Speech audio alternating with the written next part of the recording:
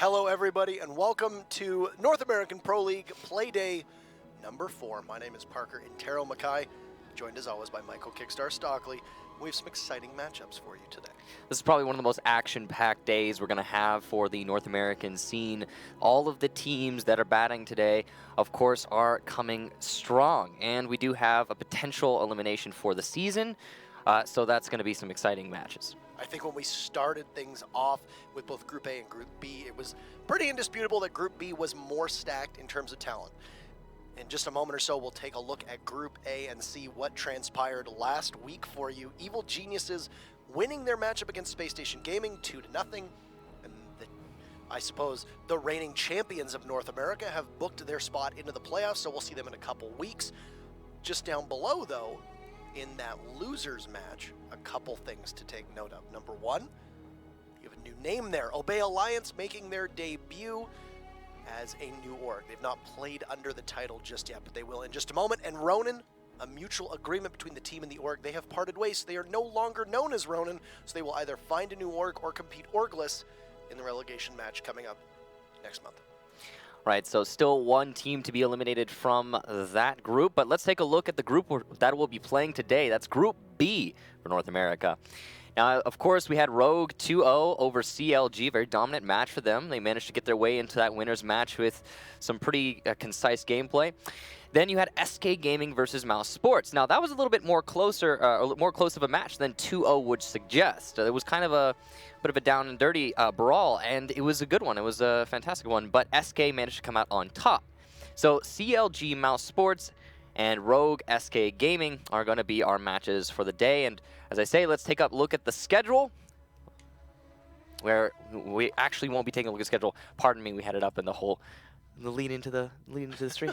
We're doing that now. That's okay. So Rogue and SK Gaming is going to be our match that Kickstar and I will be doing. That's going to be taking place in just a couple minutes once we run through all of the rosters, interviews, and map bans, etc. And then Milos and Emzo will be taking over to do the CLG and Mouse Sports. Now, we say it in every single broadcast in every single region.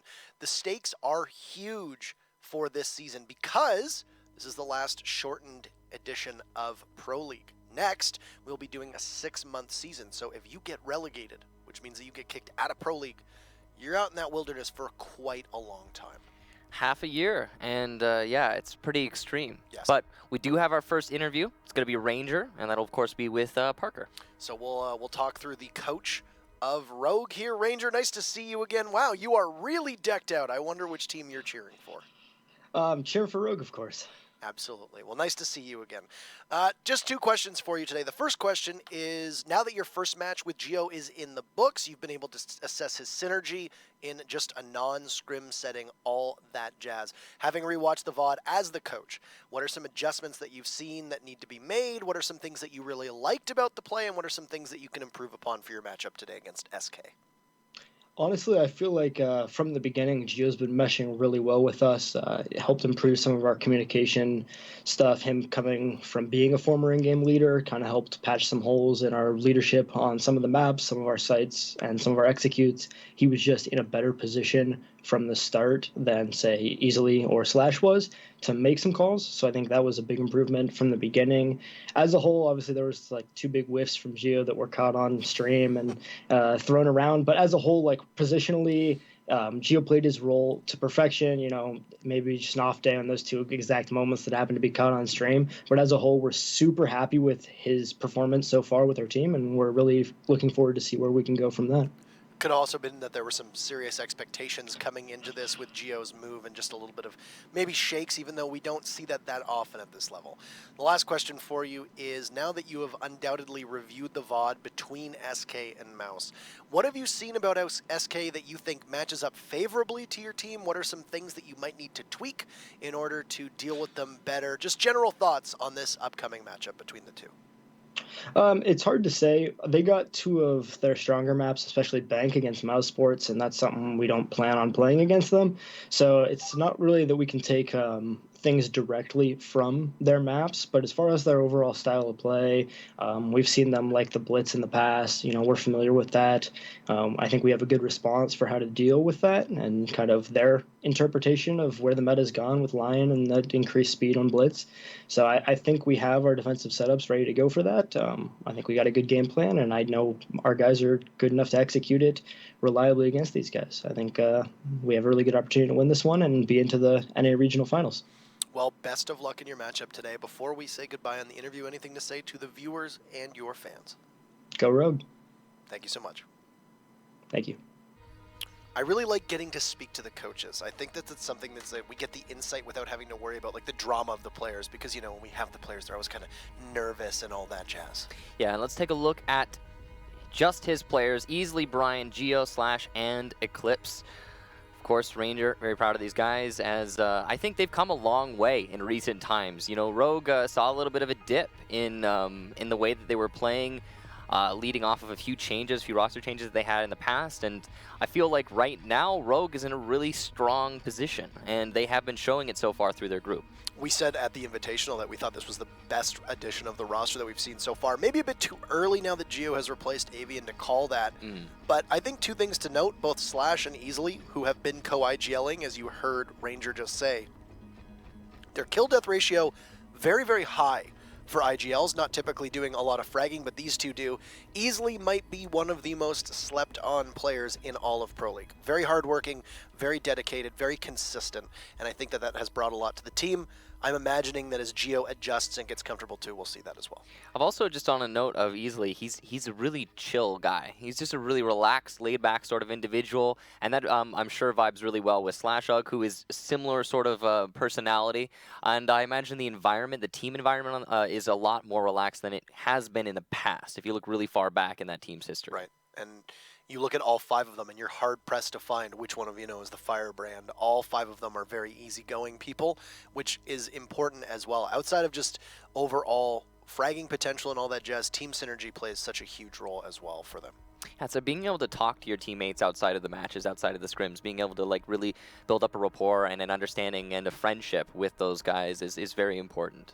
Absolutely. And it goes really deep with the ability and that chemistry and all that too. We have Mint from SK Gaming to come up here and give us an interview. And Mint, how are you doing? Nice to see you. I'm doing well. Thanks for having me. You're very welcome. So we'll ask you two questions today. The first question is, in your matchup against Mouse, even though the scoreline says 2-0, it was a much closer contest than the scoreline leads people to believe. Now that you've gone back and seen everything, what are some improvements that you can make? Rogue is undoubtedly a tougher opponent for you now based on their most previous record. How do you prepare for that matchup, and what are some things that you assess that you need to change in order to win? All right. Well, versus Mouse, I think it was definitely a very sloppy game from us. Cafe, we just practiced like a week before. I think we got a late start in the season in general, and they played extremely well. Like, hats off to Mouse. I think they played really well. I just think we just weren't quite where we needed to be, especially to compete with Rogue, who I believe is definitely top 2 North America. Really good team in the world, obviously plays really well. So we pretty much, though, just prepared like we would for anybody else. We went back, figured out what maps were most likely to be playing against Rogue, which maps we definitely did not want to take them to. And based off that, we just worked on our strats. I think we're a lot more cohesive this week. I think we're going to see a lot of crazy plays. I think we're just gelling really well. Well, all the best in that matchup. Last question just pertains to your record as a team. So Season 4, Year 2, Season 1, you started off at LAN. The next season, you just barely missed going to the LAN, and then the most recent one in relegations. Now you have an opportunity to bounce back. You've got a new org. You've got a new member in Jarvis as well. How much does pressure and expectations play into that, and is it something that you feel heading into a match with those expectations being on your shoulders? I'm not gonna lie. I think there was a lot of pressure just to get our first win as SK and to beat Mouse, just because we wanted to avoid relegations again. That's not where we feel like we should be playing. So once we got over that hurdle, we feel like we're back where we belong. We're going into the next Pro League season. We feel like we can get back to it by beating Rogue, which is a big game for us. But the really only pressure is on ourselves at this point. like I said, we feel like we can be a Titan like we used to be. We just have to prove it. Well, today is the day to start that. Of course, the winner goes on to the regional playoffs and guarantees their spot at least in the top 4. So thank you so much. Before we end the interview, anything to say to the viewers or your fans? Just best of luck to Rogue. Hope it's a good match. And to our viewers and everyone at Sports SK, we really appreciate you guys. Thank you. Thank you so much for your time. Very reserved as well. You mentioned that Rogue was very chill. Mint, of course, as well. We'll take a look at everybody who will be playing on behalf of SK. No changes there for them. The only 2 major standouts for me are on the left side of the bracket, the 2 Canadian members of SK Gaming. Yeah, Jarvis and Pojo, man. Mint, Adam, and Hot and Cold. That's the full SK roster. And, of course, as you say, the Canadians, Jarvis and Poj. For me, the big focuses are going to be Pojo had probably one of the best games that he's ever had in Pro League 2 weeks ago, and it really helped. Pretty nutty. It really helped his team, whereas Jarvis had a bit of a disappointing debut in Pro League for SK. And I say this because if you exclude the 6 Invitational, it's actually been quite a while since Jarvis played a regular Pro League match, and maybe a bit of nerves there for him to shake off. I mean, you know, there's always going to be some of that. Jarvis has had a rough go of it in his career. He's always been the one in the off position for his team, the one that has to fill the weird role on each and every roster he's filled in on.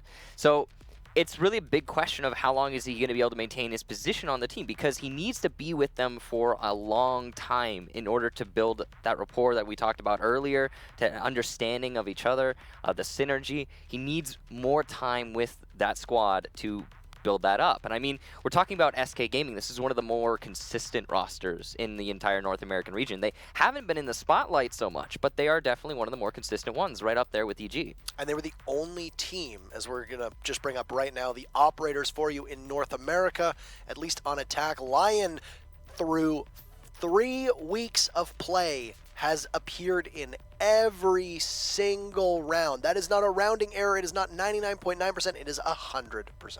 You know, my favorite part about this is that it just kind of looks a little bit funky that it goes above and beyond the name. The 100%. It goes all the way over the little yellow line underneath, underscoring the name. I mean, you have the same thing going on with Habana as well, who is very, very much in the meta. I mean, she's been in the meta since her release. She has been around that 70-80% pick rate. And I feel like Lion overshadows a lot of operators like Habana, for example, who are still in that spot, who really are an essential function. I mean, Thermite as well coming in for North America, so the dual heart destructors finding themselves about as close as you can get when you're talking about a 77 to 45% disparity.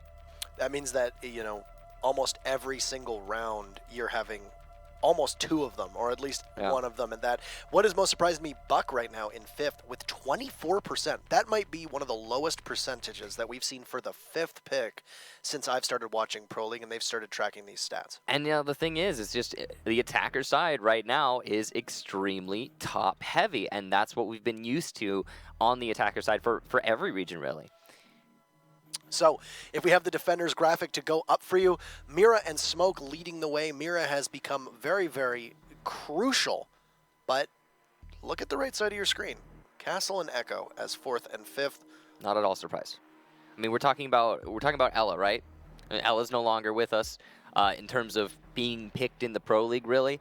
And she doesn't have impacts anymore, and that's a big reason why. You've got impacts on Castle. More importantly, you've got the ability to zone and slow down those pushes that are also prevalent with the current attacking meta.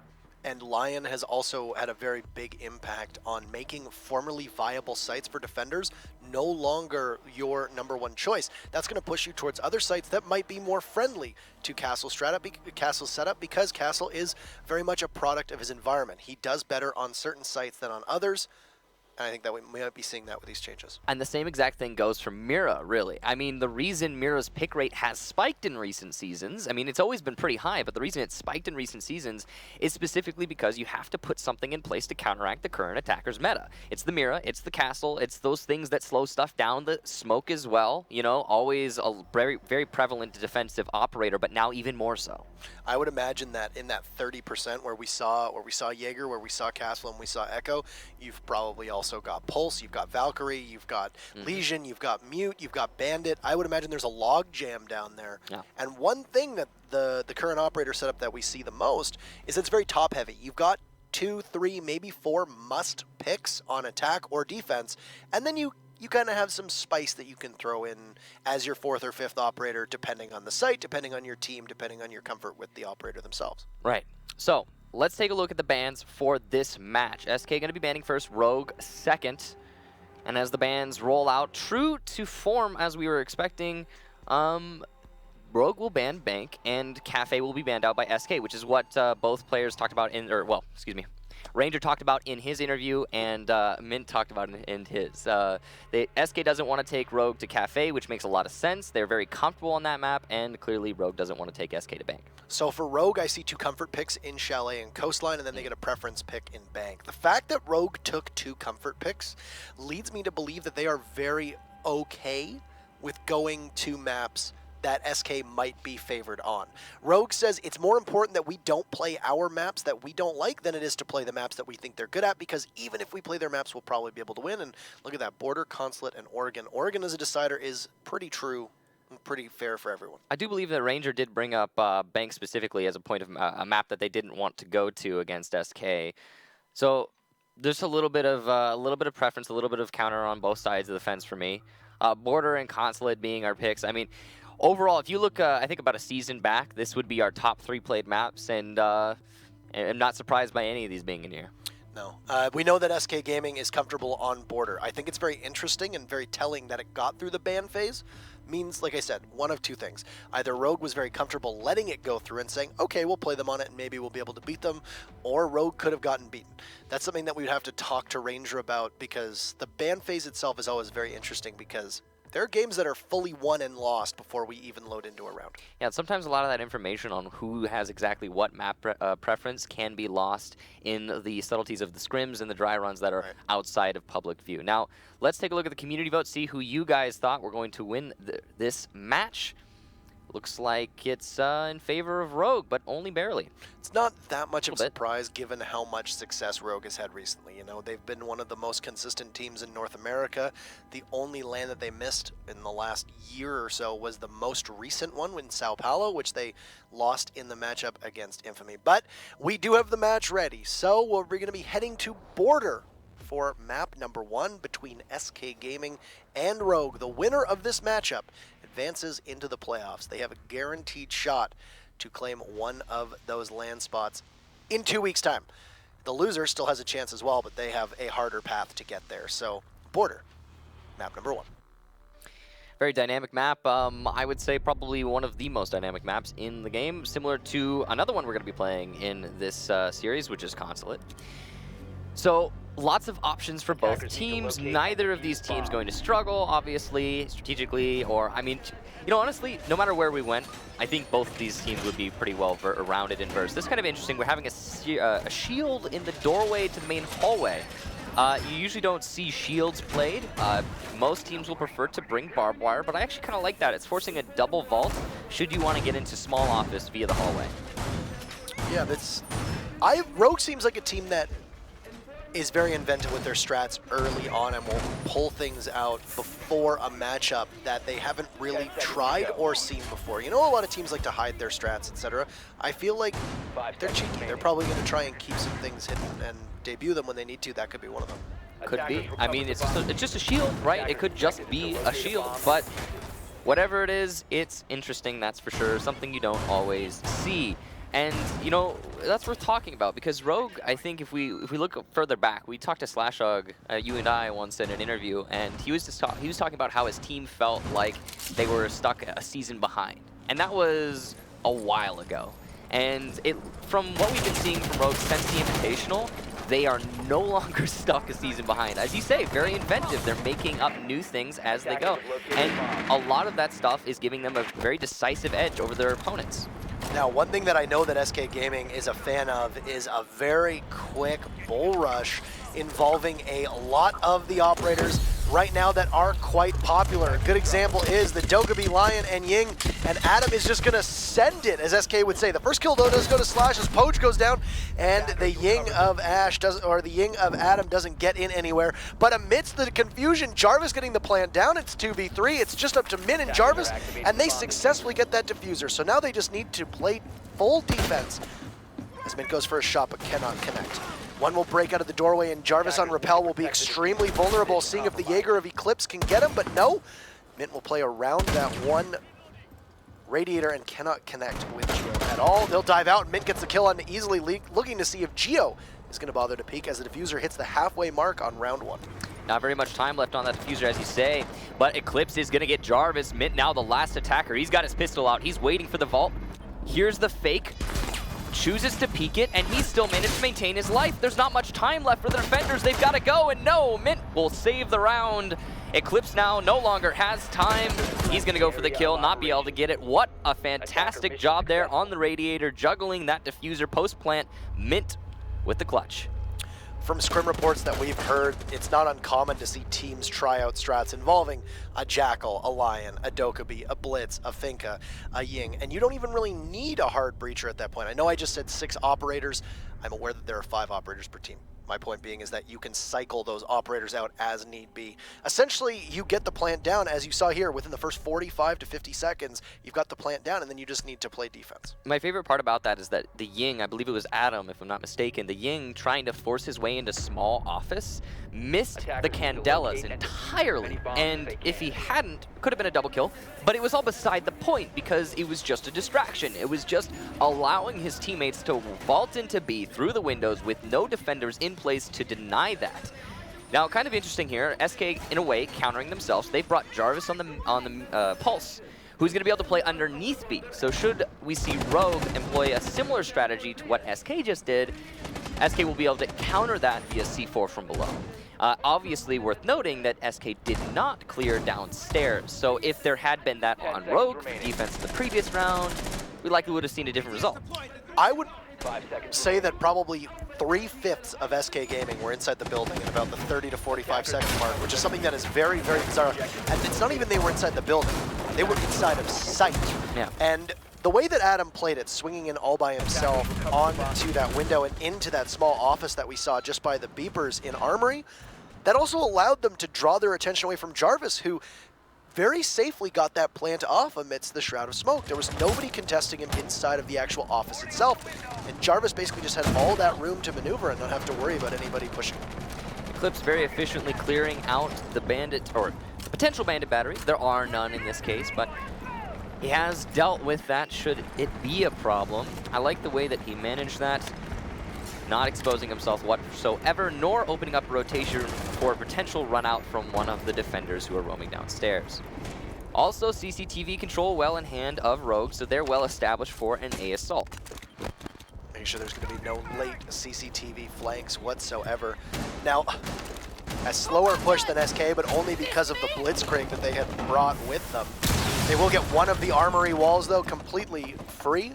There's nobody there to push it. The coordination on that wall take was really impeccable. They used the lifeline to deny any potential bandits, despite there not being one, while simultaneously the Twitch had opened up the mirror window. You know, an operator we talked about don't see nearly as much in this current meta. Rogue really using that tool like a surgeon's scalpel.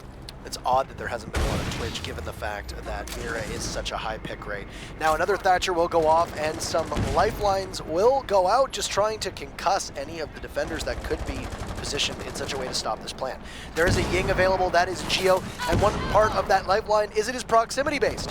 Eclipse will try to get the Mira flushed out. Slash once again gets the first kill, this time onto Adam. Slash had gotten the first kill last round too. So that'll leave Rogue with an advantage of 1. They've taken the Jaeger down. Hopefully his ADSs have all been placed. They'll need to push in. It does appear that they've burned them all, though, as the projectiles having no problem going in. The smoke goes off in the doorway of the Ying. Slash gets his second kill. That's the Thermite with 2 kills so far, and Hot and down now, the Dock down, and they're likely going to go in and try for the point. And here it comes, Geo rushing all the way through just to cover his teammates. Doesn't look like there's any C4 potential from below. The mirror window gets broken from a Twitch drone. The diffuser has been planted. Jarvis gets a double kill though. Slash and Eclipse go down. Mint gets Geo, and Rogue with the post plant have somehow lost control. No one in a position to deny the disable of the diffuser, but equally SK Gaming not in a spot to, well, disable. Brian now finally finds his way to CCTV, gets one, Going for a second. Someone's hitting the diffuser right now. No, off the stick. It's going to be the mirror to rush into CCTV. Pojo Man, a little bit of a misplay, and now it's all up to Mint, but he goes down to Easily. Brian and Mint Brian and Easily in that post plant. Fantastic job. Just a bit of a staggered push from SK there to try and get rid of them. A really good hold by Rogue, but on top of that, SK just stacking up, and especially Jarvis trying to rush through that entire open area by the armory wall.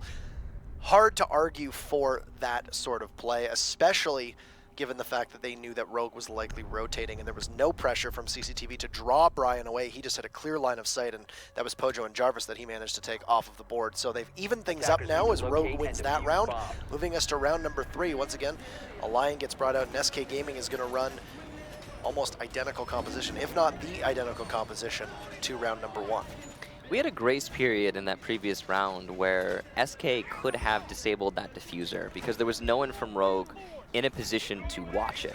We had the Twitch coming up back to the rappel. Brian was nowhere to be seen, and it was just in general, after Rogue lost their 3 post-plant immediate holds, they didn't have anyone to deny that disable. So, but SK didn't try to capitalize on that. Instead, they tried to rush it out and get full control, and they lost the round in the process. A little bit of a gamble. An understandable one, but unfortunate that it didn't work out for them. Also a good place to plant, I think this needs to be brought to attention, was they planted directly where they had blown up the only armory panel, meaning that anybody going for the defuse would have been completely exposed as well. So that's one thing that makes it easier for the attackers to hold off on. You know, it's kind of interesting. We had the Twitch downstairs watching for the run out, and yet at the same time, didn't go just open the front door and play the diffuser that way. Reloading. I mean, it probably would have been, I mean, possibly a safer way to play it, but I mean, it worked out for Rogue in the long run, so it's really beside the point. And Brian needs a lot of credit for his play inside of CCTV. Oh, absolutely, yeah. So a really great retake from SK Gaming, or a masterful retake from SK, and Rogue is able to hold off on them. So well played by both teams. First EE1D is going to go out in 2 minutes and 10 seconds left on the clock. So just under, or just before a minute gets hit. They really didn't get much with it, though. Geo is spotted at least slightly. His first kill goes to Hot and Cold. That's the Lion. He eliminates Slash. So Slash involved in the first kill of every single round, but this time around, he is the victim. And probably the worst possible victim besides possibly Brian, given that it's the Legion who generates more traps over time, and you really want him to, well, because of his overtime factor, be alive for a good amount of time. Eclipse playing in bunker, Mint going to try and challenge that. He has, I believe, used one of his smokes. Eclipse going to go wild and try to take that fight through the smoke. It's not going to work out for him. Mint hitting the shots that are oh so necessary.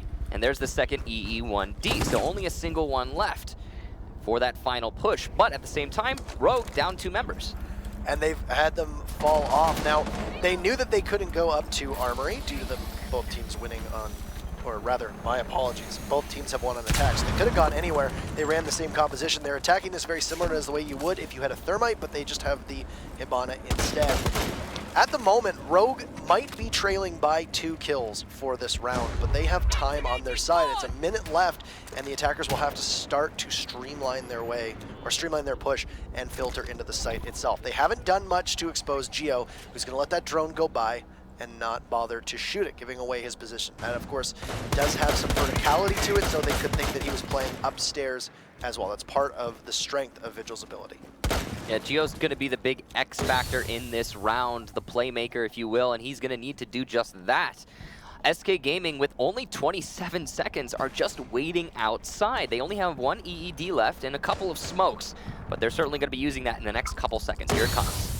As the EE1D pops off and the smokes go down, that's going to be a push in from Pojo, which will be thwarted by Easily waiting in the site. That's diffuser down and not planted, which is, with 6 seconds left, really bad for his team. Geo holding that push from the flank, but loses the fight. Adam, absolutely crazy, but it doesn't matter. Not enough time. Easily manages to win just on time alone, and a little bit of confidence there, as you can see from him.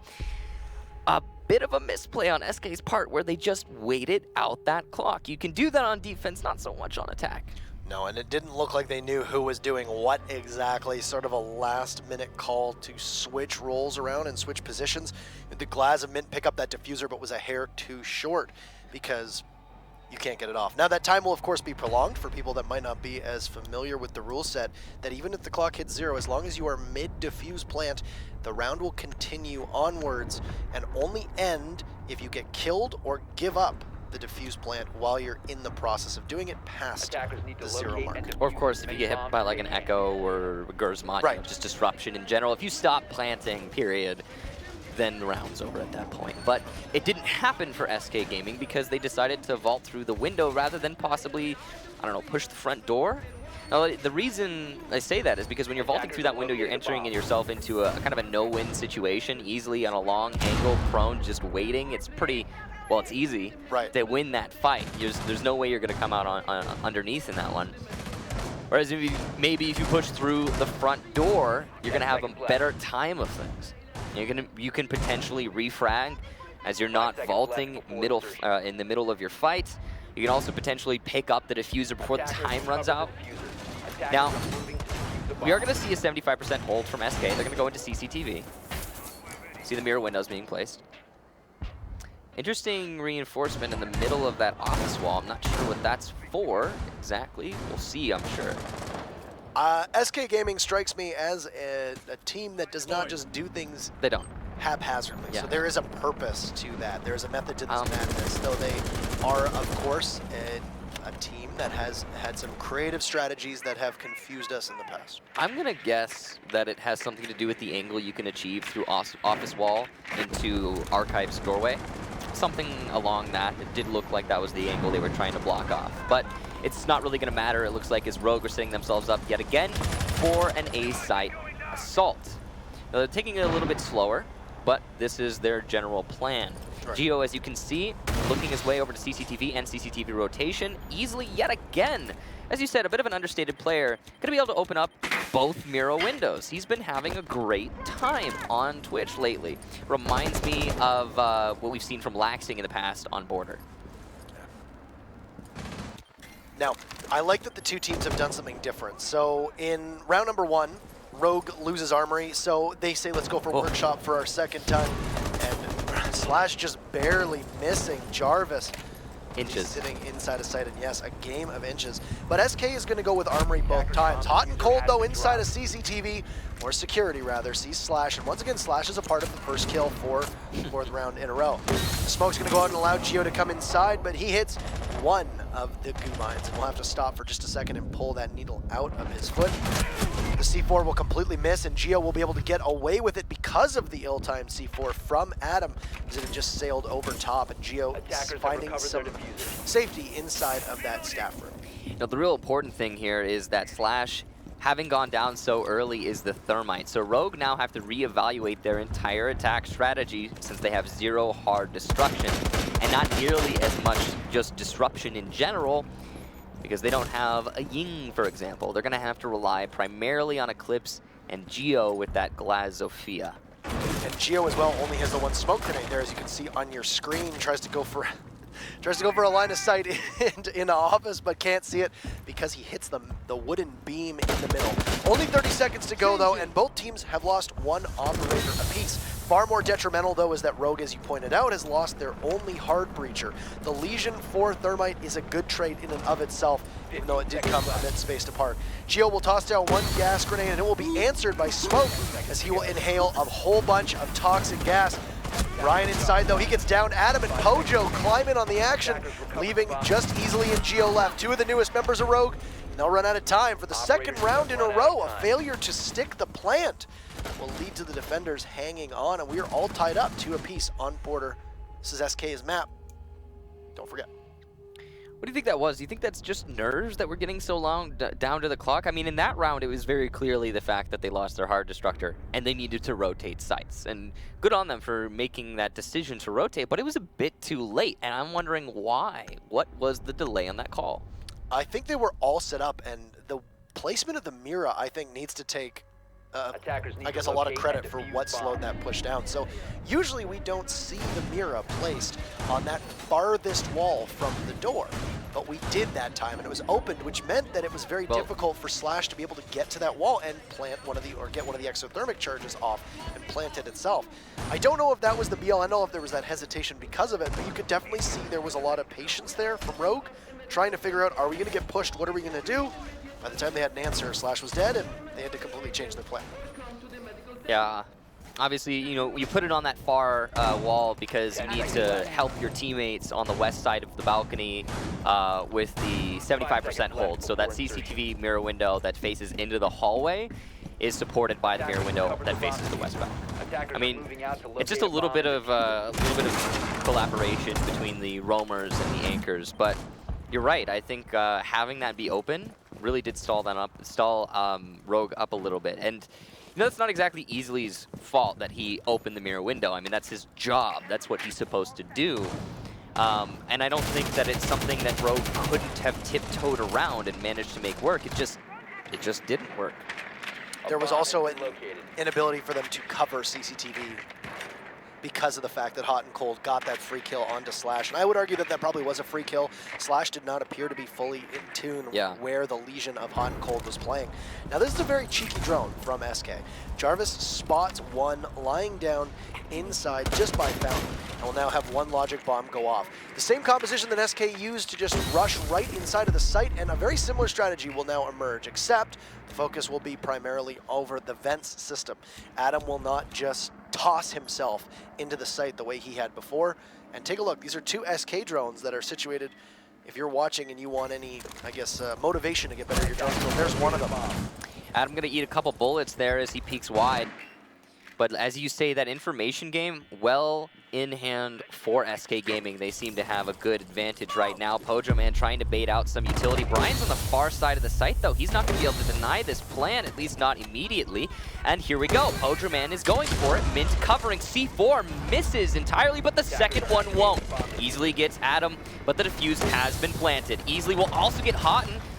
Clips running out elsewhere. I believe that was from office window. Will be shut down by the Claymore from Pojo Man. So far, a pretty decent post plant from SK Gaming, but Rogue have the man advantage, so there's potential for this retake. We're gonna have to start moving quickly though, as there's not much time left on that diffuser. They'll likely need to double up on that glass out on top of the ventilation system. It was so difficult for them to achieve last time around. We'll see if they'll be able to get one, but no, Mint up there takes one down. Jarvis gets another. Geo goes for the run out. He takes Jarvis, but Poj locks it down, and there's only one left. It's Slash who falls off. No way whatsoever, and SK Gaming regains the lead, as Slash can't do much at all. 3-2 in favor of SK.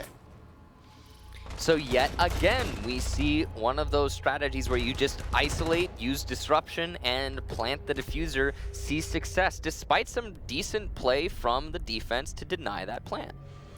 That's the second defense on Armory where Rogue has ignored that office side and let SK basically take control of it. I wouldn't say ignored. I mean, they put two C4 in a position to deny the plant. The first C4 missed, the second one didn't, but it was too late. The plant had already gone down.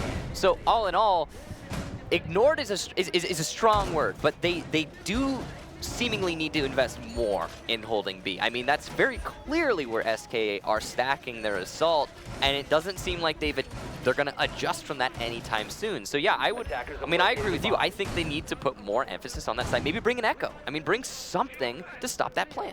The only reason why I say ignore was because they had far more bodies and far more utilities stacked up over on the Armory side. That's the only reason They why. had their smoke over there, too. Yes, that is to me the most egregious. And Brian did throw a smoke all the way down, and it just missed.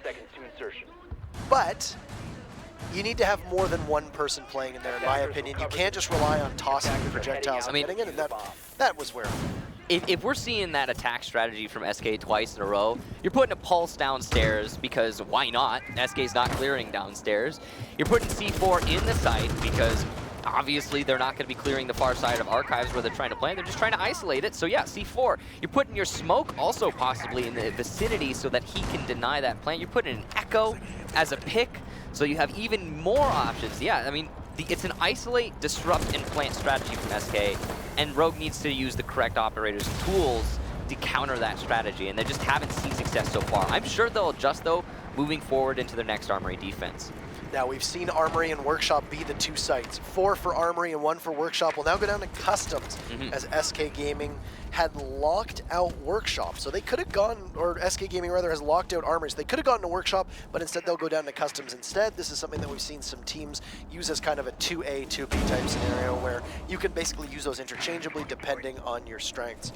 And for Rogue, they are well positioned in terms of operators to be able to take this fight. Certainly geared very well towards a push into Workshop downstairs. If they need it, you've got the Thermite to take the bathroom wall, you've got Hibana for hatches, but that's going to be a little bit more difficult to apply, and they'll use one of those exothermic charges to open up detention just outside of the site in Customs. So, Passport going to be the primary entry here from Rogue, which is pretty common on this site. I mean, we saw, you know, the most recent time we saw success on this attack strategy, I think it was actually Season 6 finals, I want to say. It was a long time ago, but you don't see this defense strat very often. Rogue trying to counter it as best they can. Slashug possibly disabling that mirror window later on, but Adam going to take out easily with a nice headshot. Adam's been doing pretty well on Mira so far. He's also played a distraction role. Hasn't really been going for frags as that Ying. He's been doing a lot of work to try to keep them occupied. And, even though I said that they needed to focus more on B Rogue, it also has to go to Adam for keeping them busy over there.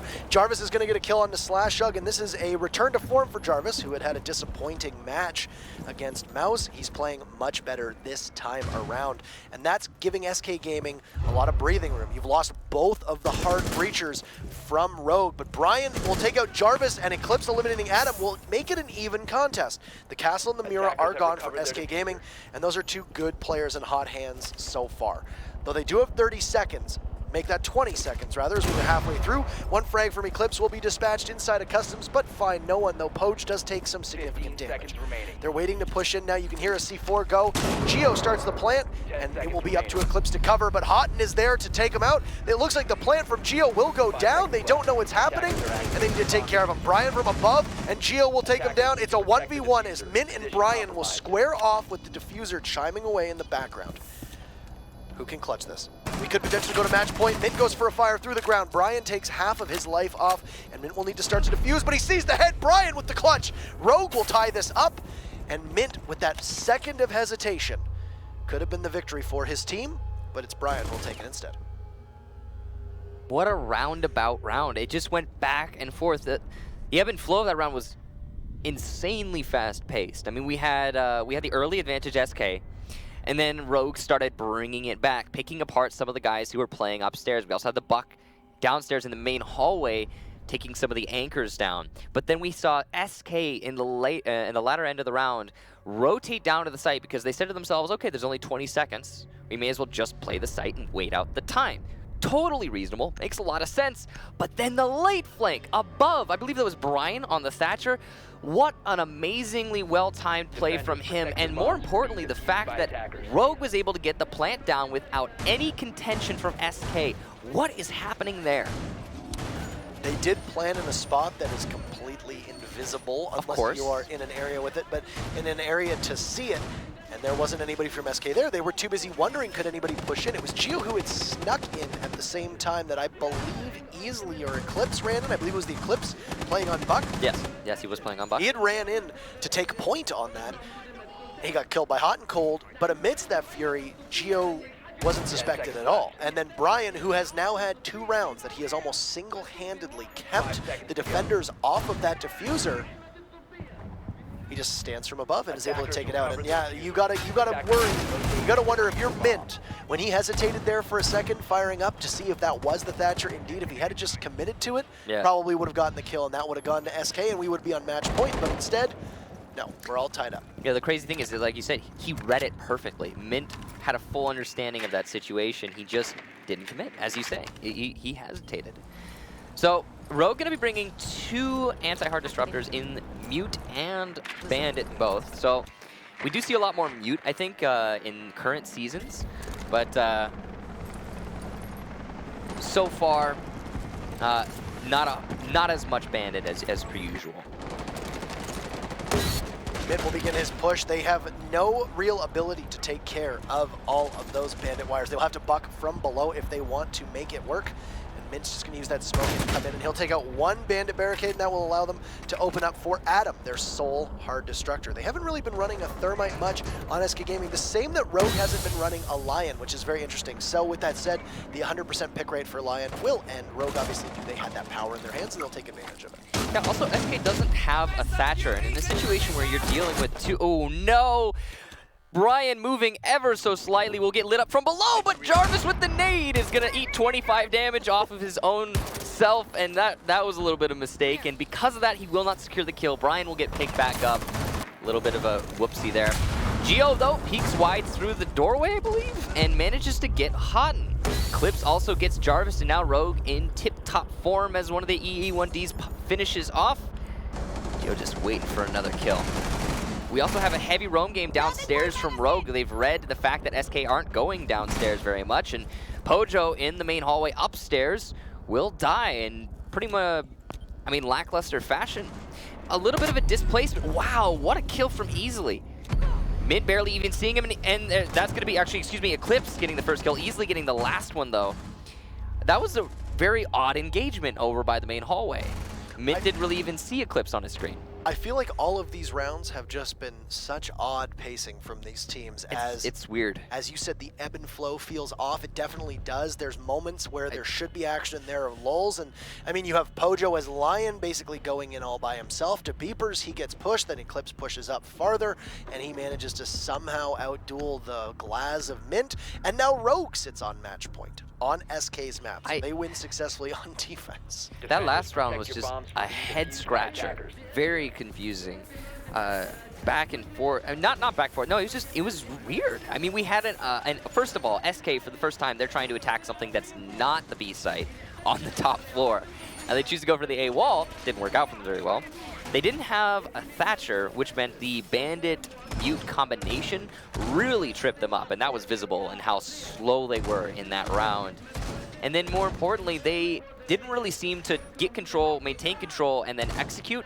They were simply lingering in their positions. And because of that, a little bit of a, well, not a little bit, a lot of miscommunication, clearly, as you say, like Pojament, for example, over by the main hallway in, he was just outside cafeteria on the balcony. I mean, or no, excuse me, he was pushing in the main hallway. That was Mint on the balcony. But either way, both of them just out by them on their own, trying to fight their own game, and it's just confusing. I feel like there are a number of rounds that could have gone either way, but you know, what ifs are not a real great way of gauging the success of these teams. For Rogue, they have not been playing Lion as reliably as other teams, but Eclipse will bring the Lion out this time around as they stare down match point and could potentially be in very good shape to go to Consulate, which is their map choice after taking SK's map away from them. They've managed to come inside of waiting room there in the main lobby downstairs, and we'll go for drones. And some excellent drones that have been on display today, too. I know that we like to talk about Valkyrie cams, but the drone economy and the way that you use drones and position drones is something that often goes overlooked. I mean, it's something I've always wanted is, like, how much time do people spend on drones? It'd be nice to see it on the scoreboard, to be honest. The rare Ella pick from Mint sitting inside of offices, waiting to see if there's anybody who's going to pressure from above. That's a very common spot to see a grenade drop down, but no, there will be no one. It's Pojo up top waiting to see if anybody will push in through east stairs. You've got Slashug as well as Geo positioned on that window. That's the Ying and the Buck, both of whom are able to do some significant damage. Slash will put that skeleton key to good use, opening up the soft wall just by offices, and Mint will likely be the one to be discovered as Easily sends his drone in. And about half of the round will go by at this point, and you can hear the push finally beginning to take shape from Rogue. The E1D is going to force Mint to stand still. Luckily for him, there are no nades, but he actually will move at the last moment. Buck is now on the ceiling, setting up the nade for that spot, and it'll miss. Oh no, Slashug, a little bit of a hiccup there. The second one comes out and also misses. Mint now going to be able to continue to play in his position, but he will rotate regardless. Get Ying from behind. That's Geo. Nice headshot from him.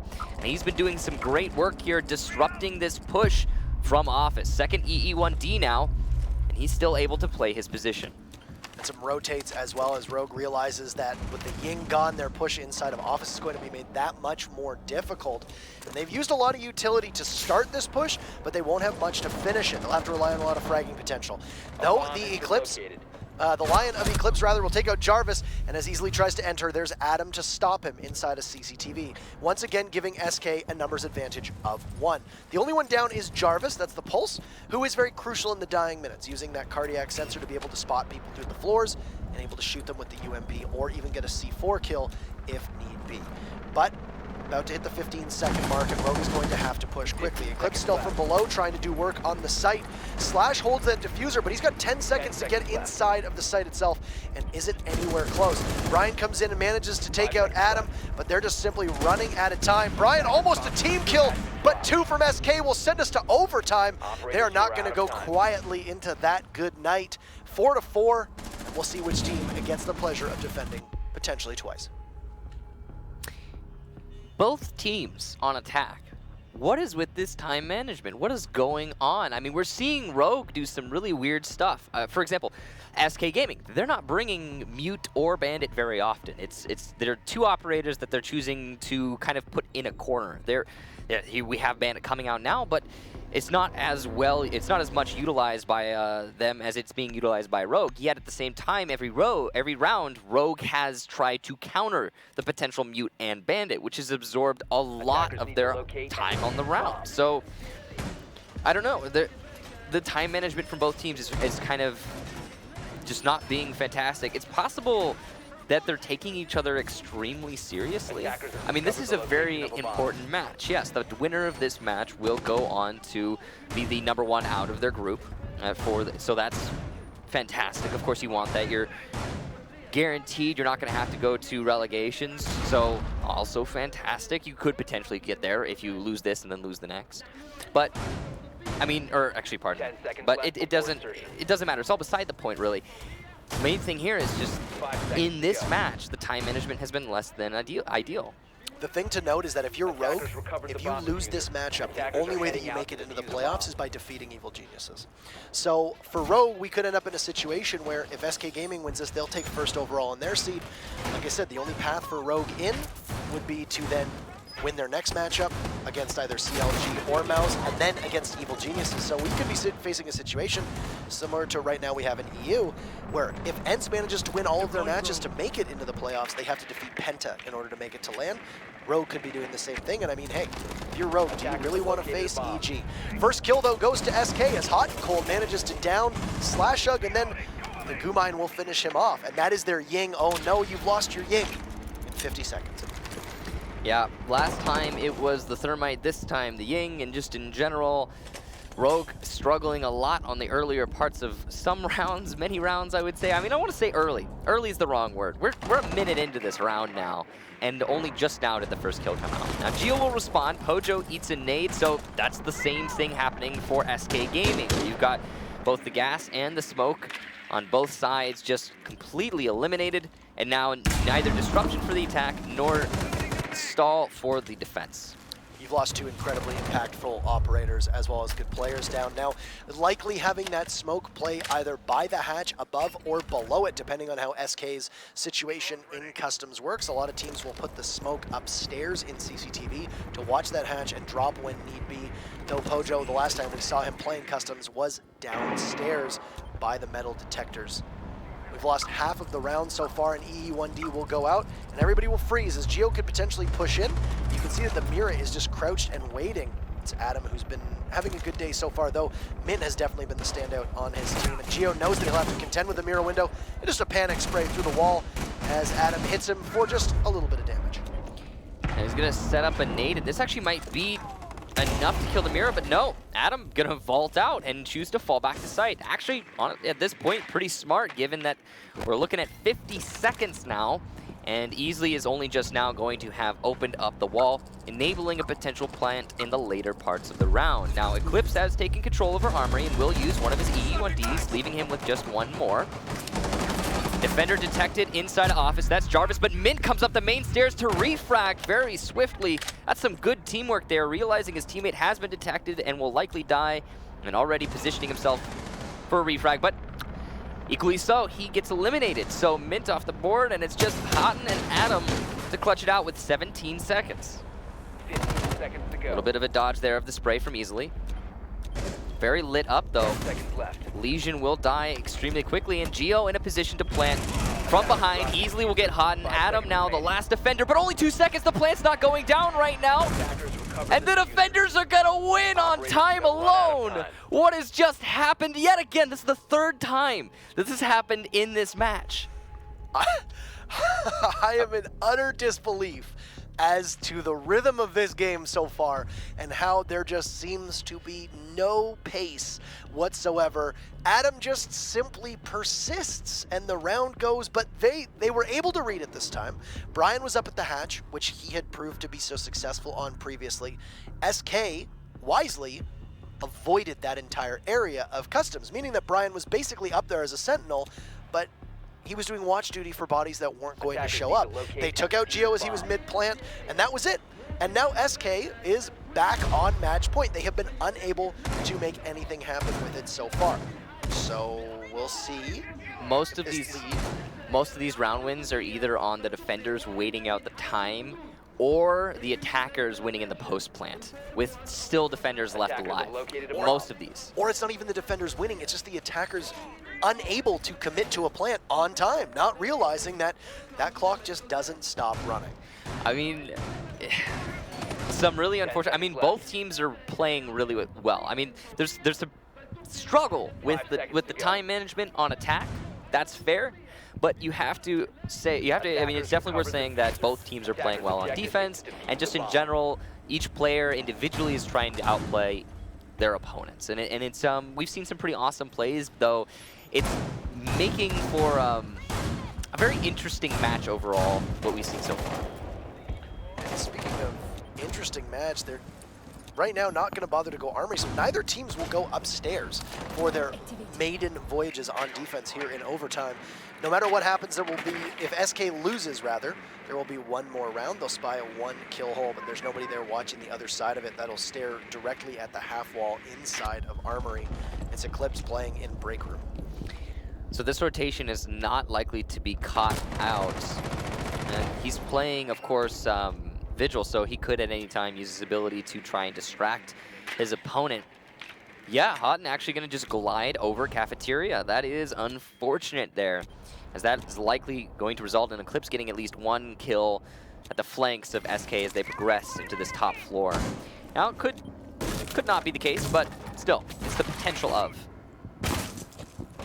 Finally hits it, he'll come out and he'll take out Adam, not expecting the Vigil to be there, and now he'll push up onto East Stairs. He can stare wildly at the glass, wondering he sees that barrel though go as his phone starts to ring. Will Mint hear it is the real question. The Vigil still lying prone. He will army crawl his way towards East Main and possibly go for a push. He still has those impacts and can get an impact kill under the glass, and he will! Mint falls, Eclipse having a banner round as he now heads back towards the site, and he drops using those impact nades. Only 3 members of SK left as they've lost the Glaz and the Hibana, and we just hit below halfway. Eclipse has very little health, but everybody else for the rest of Rogue is fully prepared for anything that can be brought them, as they all have full health. I have to say mad props to Eclipse there. That was one of the most magnificent roams that I have seen in a while. Very well played, understanding what he's facing and countering it beautifully. Now, top floor control is in hand of SK, but similar to very many other rounds in this match so far, 40 seconds left on the clock. So, Rogue with a man advantage and positional advantage, they're going to be, I think, fine as they just hold out as another EE1D pops off. There's a lot of pressure from above from Jarvis. There are enough bodies for Rogue to just simply hold your angles and possibly lose 1 or 2, but still have somebody there for the refrag. And SK will need to hurry. They've got 20 seconds left. They are above. They have control above. That's okay. But every single member of Rogue right now is sitting down on that main floor, and they will need to be pushed through in order to get the plan off. We could find ourselves in another scenario where the plant just can't go off appropriately. Pojo gets a Claymore kill onto Eclipse. They have 5 seconds for him to get into sight. Geo will deny the plant as Poach falls, and they're just going to run right at a time. It is a clown fiesta, and the defenders hold on yet again.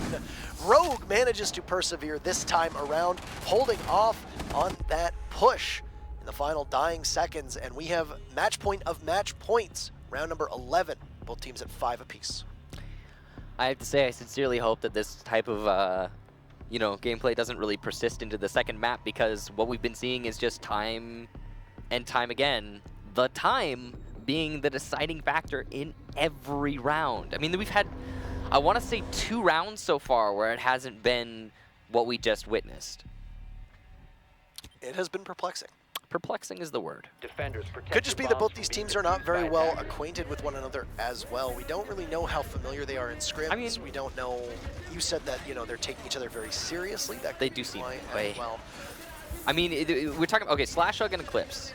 Slashhug and Eclipse, Pojo, Mint, and Hotten, these are all players that are very familiar with each other. You know, they've been playing together since day 1. You know, and I think Pojo, Mint, and Hotten, of course, you know, that's one of the trios in the North American region that has some long time consistency. So I'm not sure. I don't think that that's an argument that's fair. I think these teams, they're definitely familiar with each other. It's possibly that they're both adapting to each team's use of the new meta, which is so influential. I mean, we've seen a number of teams in a number of different regions. OneUp, for example, OneUp as a team is adapting really well to the new meta. They seem to have a good handle on it, and it's apparent in their gameplay. And it's possible that they're just, you know, these 2 squads are not used to each other's use of that new meta. Adam had gone for the spawn peak just outside of the balcony on Armory, narrowly missed, losing his own head as he was able to get back inside of CCTV successfully and then held off, shooting away at that one door. Rogue, with everything on the line, is not going to bother to bring a Lion, which is peculiar at this point in the game, at least for this season. They'll run with a composition that has plenty of ability to disrupt, which is a word that we have come back to on numerous occasions, likely involving that Ying and Zofia as the 2 most important parts of that push. Though the mural will get dropped from below, so Pojo's 1 mural window was positioned on the Armory wall will be completely zapped, and that was easily doing the work on the Twitch front. He's been playing a really great game as Twitch so far, and Brian has been hitting his shots hot and going for, I would say, an ill-advised run out from the top of East Stairs, and he will meet his demise at the barrel bullet of Brian. Yeah, that's the second spawn peak that SK Gaming has gone for. And they're a team that does make some head-scratching decisions that sometimes pay off, sometimes they don't. In that case, you've got just over half the round left to go, and you're going to spawn peak, or rather run out as a dock. Maybe try to stay on site and conserve those stim pistols. They go a long way. It looks like Mint might be doing it as well, but here's the biggest issue. There's a Claymore available to him. He manages to dive around, and how many people held their breath over that one as he just narrowly misses the red beam of the Claymore. Ella's Scorpion no longer able to do a lot of work at long range due to that spray pattern. Yeah, if someone had been at the far range, it would have been difficult shot, that's for sure. But here comes the push, and there's a minute left, so really good time management so far from Rogue. Brian will be downed, but Slashhug runs in and gets a double kill onto Pojo and Jarvis. Adam finally shuts him down.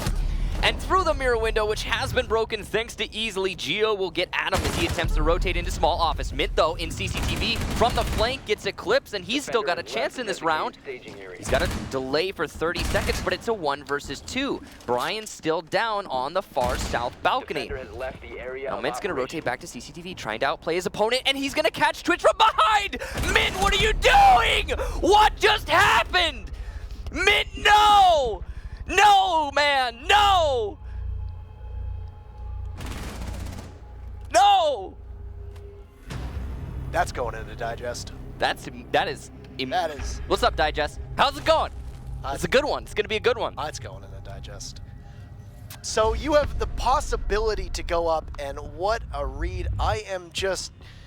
That was inches from a 1v1. That could have been a 1v1, and those are plays that just, they break your heart.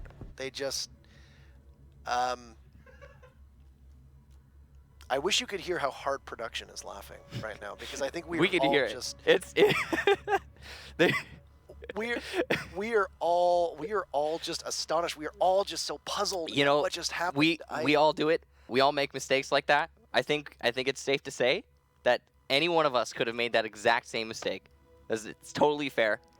Totally fair. He obviously thought it was a corpse. I don't even know if he did. I think he was just trying to go for... We saw this last week. Who was it that last week in the matchup in Europe where it was Hicks, was creeping up the stairs and saw the Lion and was waiting to try and maybe have the Lion push and go undetected, but threw it away. And the now, Valkyrie. and now we're in a situation where Mint could have put himself in a 1v1 spot by taking care of that Twitch, maybe even just knifing him, but no. To me, he didn't even notice. It basically throws him away. He had to have noticed and seen him there. And I think he just thought it was a corpse. I mean, he didn't adjust his crosshair at all when he first saw the Twitch. He came around the corner and he was just looking at the wall, and he didn't even slightly. I mean, usually when you see someone, you're gonna adjust to the head, be ready for when they finally detect you. But it doesn't matter. It doesn't matter. That's gonna be first map now, in favor of Rogue. Good. So good job for them, managing to bring that to. We brought it all the way. Brought it all the way. All the way to 6-5. Of course, that is the ending. Mm-hmm. That is the ending. So Consulate is up as the second map. Let's speak about exactly where we are. So SK basically had an opportunity. There were so many rounds on both sides played out during that matchup where both teams had an opportunity to take the round away from each other, and they ended up losing it. And I would say losing it because I think there were more rounds lost than there were definitively won.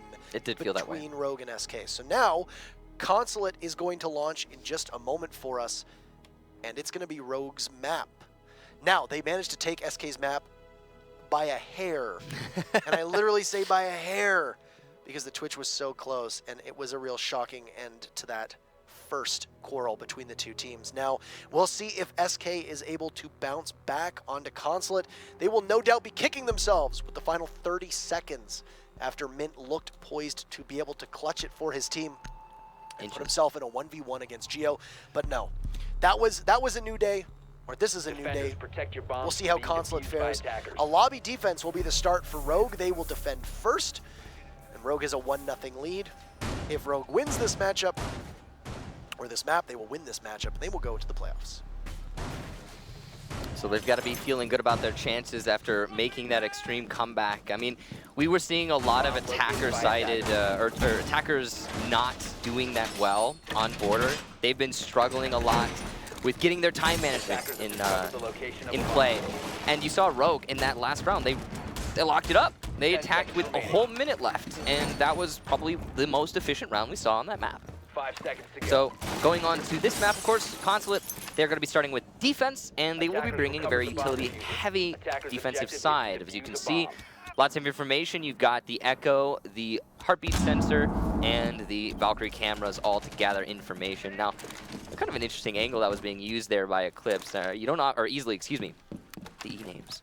You don't often see that angle used anymore. Actually, it used to be a little bit more prevalent in the past. Then they added some boxes to the corner so you couldn't play it anymore. Then they removed the boxes. It's been a back and forth. Looked like Geo was going to go for a spawn peek as well. I don't know what it is with these two teams, thinking that the spawn peeks will work out. At that distance, the MPX of a Valkyrie is doing about 4 damage. So I mean, it's all about those headshots, bro. Absolutely. I mean, if you can hit them, they're tricky shots. But you know, obviously, if you can go for a safe spawn peek, something that'll give your team a decisive advantage should you hit it while not exposing yourself too much, then I say go for it. But yeah, it has been working out for either team so far. So they'll survey how to begin this push. Like most maps, the most important part of Consulate is taking control of the second floor above lobby. Once you can wrestle that away from the defenders, you have taken a significant portion of map control away from them. Adam is going to get downed on yellow stairs. There's a drone on top of him, and as he tries to climb his way back up, they'll be able to find him very easily. Brian will smoke Adam. He had no chance whatsoever. His own drone isn't able to help him, and none of his teammates could get there in time. Mint just not able to, even though he saw that the IQ was crawling for help. Didn't see the engagement, but I sincerely hope that wasn't a drop from the skylight. I doubt it would be, but either way, trying to engage onto the bathroom from that doorway, obviously what the defender's going to be holding primarily. Now, Houghton will even it out. He'll get easily. Very important frag. That's the pulse gun, so information game being shipped away from Rogue. Eclipse will respond, though. Houghton also goes down, and the Lion. Absolutely fantastic kill for his team. And that was Houghton who'd taken easily out, I believe, downstairs. You can see the Pulse's body splayed out on the floor, meaning that they don't have the ability to stop a plant with that C4. And yes, as you said, the information will no longer be available for them.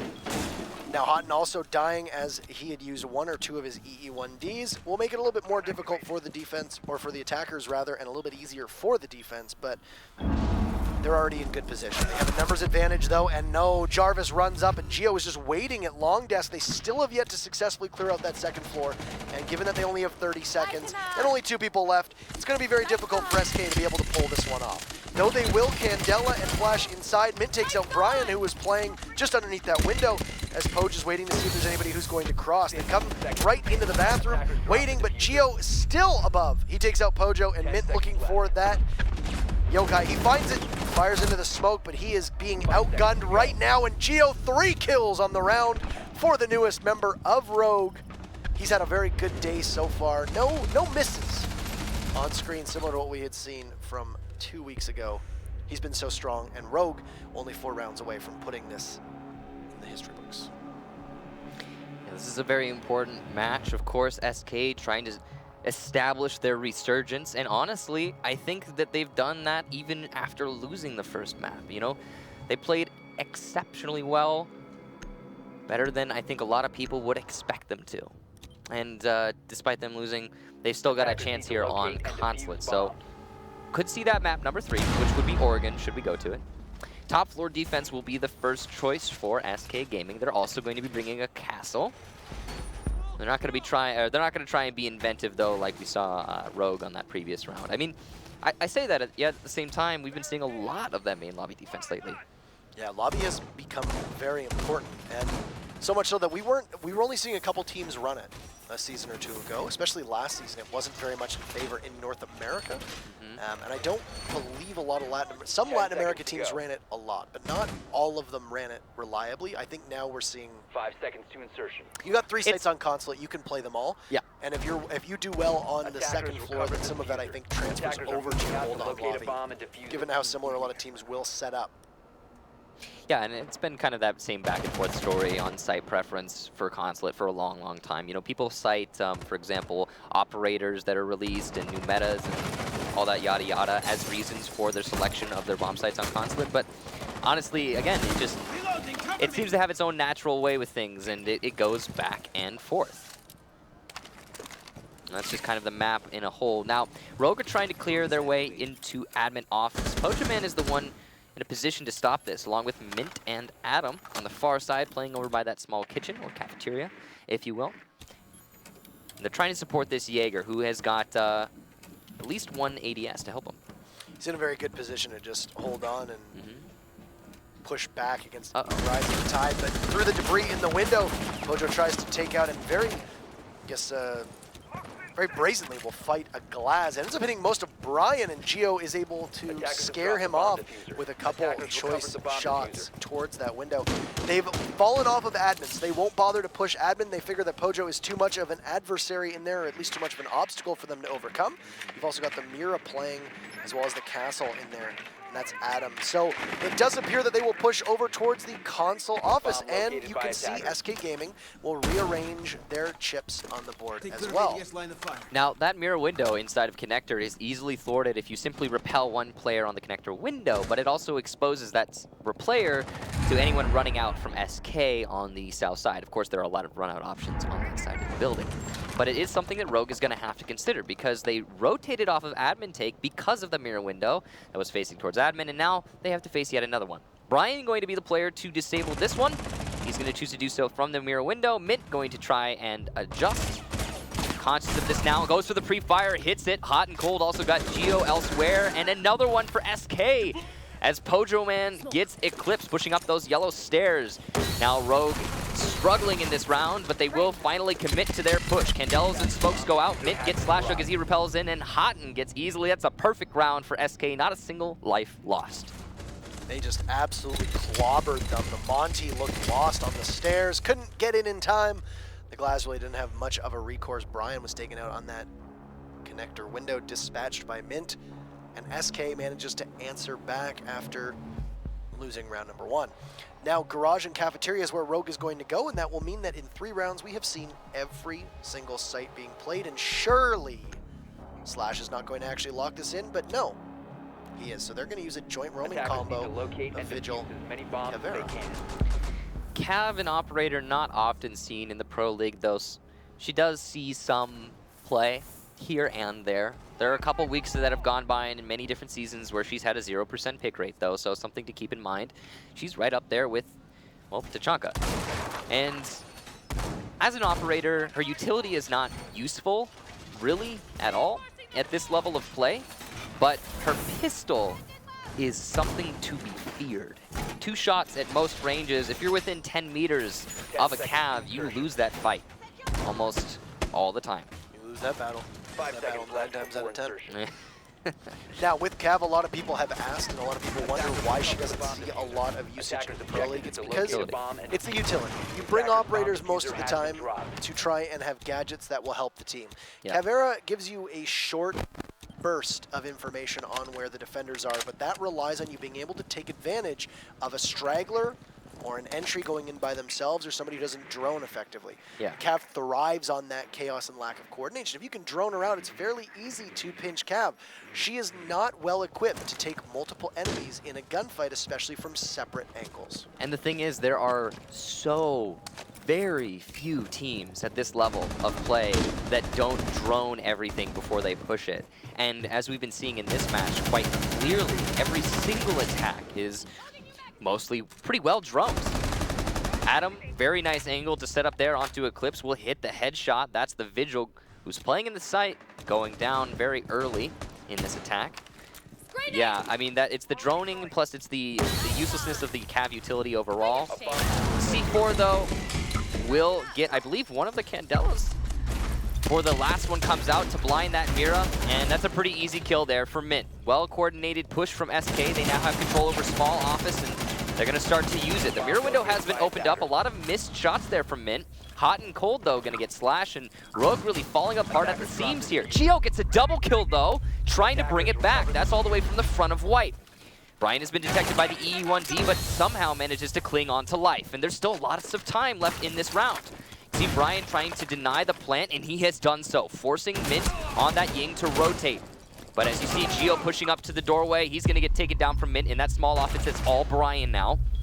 EE1D popping off yet again, but Brian from Yellow Stairs will eat the bullets from Hot and Cold, and that's it. SK well-coordinated attack from those locker hallways. I was wondering why SK wasn't going for the plant inside of cafeteria there, inside of the kitchen. And it was Gio who comes in and saves the day, but oh my. SK has now swung this game in favor of them. Decidedly. Decidedly. So lobby is where we're going to see SK go this time around, and we will head back to the very first site that we saw on Consulate. We have not seen the same 2 bomb sites in a row yet on Consulate. It's been magic or musical chairs really on this map. Which, I mean, if you're gonna pick a map to do it on, It's not a bad one. not a bad one. So Min, who have been having a good day already, will continue that. Otten will jump up as well. As for the rest of SK, they'll need to iron out their differences with their fragging potential and climb up to help the rest of the team if SK Gaming wants to continue on the path that they are on right now.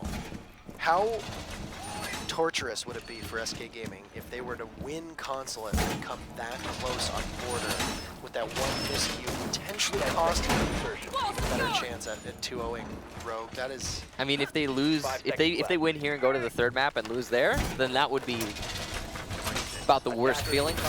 But if they, you know, they could still win this out 2-0 from here on out. I mean, 2-1 of course overall, but they could pull that off. You know, they've been playing really well. You have to give, again, seriously mad props to SK because, you know, it's not so long ago that SK was a team that was not even playing in Pro League. They really, no, excuse me, I'm mistaken, but they weren't playing so well. I mean, they weren't the Titan of old. I believe it was Mint in the interview who was actually talking about this, you know. He was saying, yeah, I mean, we want to prove that we can be a Titan again, and they really were. In the beginning of the North American scene, they were one of the pioneering teams. They were up there, number 1, number 2 slot, and they have seen a little bit of a drop-off as of late. So them coming back really strong and fierce in this season, it's very impressive. They were known as Flipside for so long, and Yeah. F3, as they were called, Flipside strats was something that was entered into a lot of players' vocabulary due to the fact that they would make certain sites that weren't seen as particularly viable at least usable. A good example is Kitchen Bakery on Cafe Dostoevsky, or Cash upstairs in Clubhouse, sites that you don't really see a lot of play on for good reason, but Flipside would at least give it a whirl now, of course, playing under SK Gaming, and they have had a bit of a precipitous slide. They went from land to almost land, and oh no, easily sees the smoke, and Pojo completely exposed to that window in console office. The Thermite dispatches the smoke with 90 seconds left, so they won't have to fear the fact that there are no remote gas canisters to deny a push in the dying seconds of a round or even enable a rotate. Now Eclipse is just going to come right in, and Adam doesn't have much of a chance either. He gets taken out downstairs, and that'll give an advantage of Rogue to 2, as they've lost both the Bandit and the smoke in SK Gaming. So Pojo and Adam early in this round trying to continue that slide, as he said. They start to sink down. Eclipse is going to get his second for the round. Mint and Jarvis Houghton now the last 2 defenders. The Fuser has been planted. Houghton's going to get Geo, but that's just going to leave Jarvis as he gets downed. Looking for the kill on the player on the window, but from behind, Eclipse is third. And that's it. The first round that Rogue has managed to get on attack. And Jarvis just no real chance there. At that point, Rogue had enough bodies up to just be able to watch that diffuser from a multitude of angles, and that's exactly what you saw. Didn't really matter. His retake was going to be far too difficult. Yeah, too many bodies really on the attacking side. You know, there's clutches that can happen in situations like that, but it's mostly down to the enemy team making a lot of mistakes, and clearly Rogue was just not in the place where they wanted to make any more mistakes, at least not after losing those 2 rounds. Now, even 2 for both teams, and this seems like it's a bit of a continuation of Border, where it's a little bit back and forth. Oh my, SK's lineup, this is gonna hurt. They've got 2 shield operators, a Finka Lion, no. and an Ash. Oh no. No hard breachers. So you think they're gonna rush?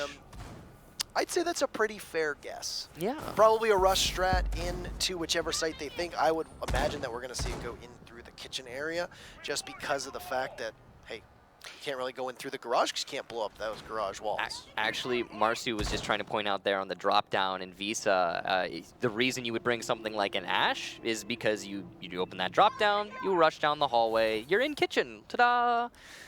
That might be what we see. So I don't know. It all comes down to where SK Gaming spawn. I mean, they could also not rush. There's a potential for that, though it does seem like this is the lineup to rush with. Kind of curious that we have an Ashe instead of a Zofia. I mean, it's the more speed to help your potential rush, but also you're looking at 2 shield operators, which are going to slow that down quite a lot no matter what you do. And it doesn't look like it's going to be a rush strat either. So yeah, again, Ashe instead of Zofia. Kind of, not exactly in the meta right now. Could potentially be a rush strat that takes a little while to get into place, and then from that point, Delayed rush? A delayed rush. Yeah. And Pojo running the LMG on Finka. This is all kinds of bonkers right now as we wait to see what SK has in store. I have a feeling Rogue, if they pick this one apart, we're not going to see much of anything, as I have a suspicion that this is the kind of push that when it falls apart, it really falls apart. Yeah. And you can see that the Finka boost hits, and Mint will take 1 breath of that smoke, and look at that sizable portion of health that he will lose, all due to that. Having that Finka boost, of course, makes the smoke effect that much more deadly. Eclipse is in a position now where he can just waltz out through this front door and take out somebody from SK, but he will be frozen in place by one of the E1Ds. But no, Rogue answers with 2 of their own. Slash and Geo taking out Jarvis and Mint Mint taking out Brian, though, as Houghton now eliminates Geo. Easily takes out Houghton, and it is 2v3. It's only Pojo and Adam left, your Finka and your Ashe, and no, SK could not really get much out of this, but Adam takes out Eclipse as he gets pushed on the yellow stairs. There's 1 more coming for him. Easily takes out Pojo downstairs, and it's all up to Adam, who will need to just simply have better reflexes right now as he faces down 2 members of the defense. Easily has very little health, though. Adam does not hold the diffuser. He will need to go and retrieve it, on which Slash is sitting tantalizingly close to. Flash will go out inside of Kitchen, and Slash just waiting to see if he can pick apart Adam, but it's Easily who gets it instead.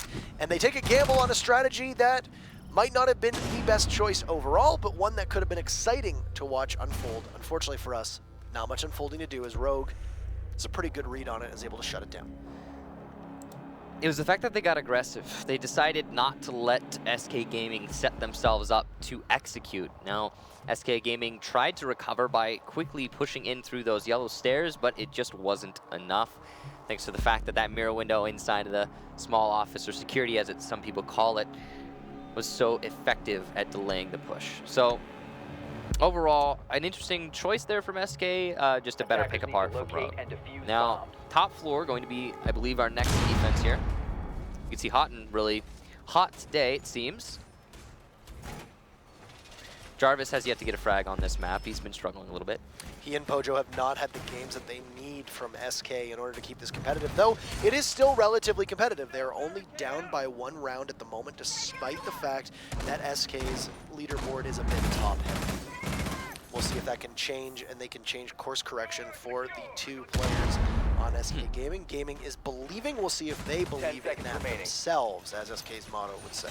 You know what's kind of interesting is SK has probably one of the most individually skilled players on Cafe on their roster. That's, of course, Hot and Cold. Every time we've seen Hot and Cold go to Cafe, he pops off. He drops, you know, something like 15 kills. And yet, the strategy, the level of play from Rogue as a team overall on Cafe as of late is so good, so high, that SK saw fit to ban out Cafe against their opponent in this match. So a good read there, I would say, from SK. You know, probably go with what strategically makes sense rather than what individually makes sense. Absolutely. But that's the level of respect that SK has for Rogue's Cafe play. Team effort usually trumps individual skill, as you said, and Cafe is one of Rogue's best maps, and Rogue might be one of the most proficient teams. Now, Rogue having a lot of difficulty with their drones at the moment, as Gravity is proving to be a very formidable nemesis. They finally managed to get one inside of the bathroom, and now Eclipse is going to go up. The last time that Rogue was on attack, the biggest issue that SK struggled with was they allowed entries to win their one-on-one fights, and Rogue was just simply coming in and then winning their fight and taking that engagement, and they did it on 2 separate occasions, and it really hurt SK. You'll see one grenade from Eclipse goes out, but there's nobody playing behind them. You're in real danger whatsoever. It's Geo on the Ying this time around, and very notably, he has the 612. That's the shotgun. Obviously channeling Hungry, the German player from 1UP, who has made that shotgun look so good. Hungry is an absolutely exceptional Ying player, and imitating him is honestly makes a lot of sense. Here comes those Candelas and smokes. The push finally in, and the plant as well. Easily will successfully get it down, it seems. Eclipse will die in the process, though. Slash responds into Jarvis on yellow stairs. Geo still alive, but 3 for SK, leaving Brian now the single attacker, and he's being run out on. It's all over. SK clutch it out, even after the plant. The Claymore's not really going to matter. Min's still in a position to hit that diffuser. And SK Gaming will take that round. Very well defended, just waiting things out. Rogue not able to get those picks that they got in previous rounds. Eclipse trying to push in through the bathroom window instead of coming up from below. Last time we saw Eclipse entry through the garage and then move his way up yellow stairs, and he got 3 kills along the way.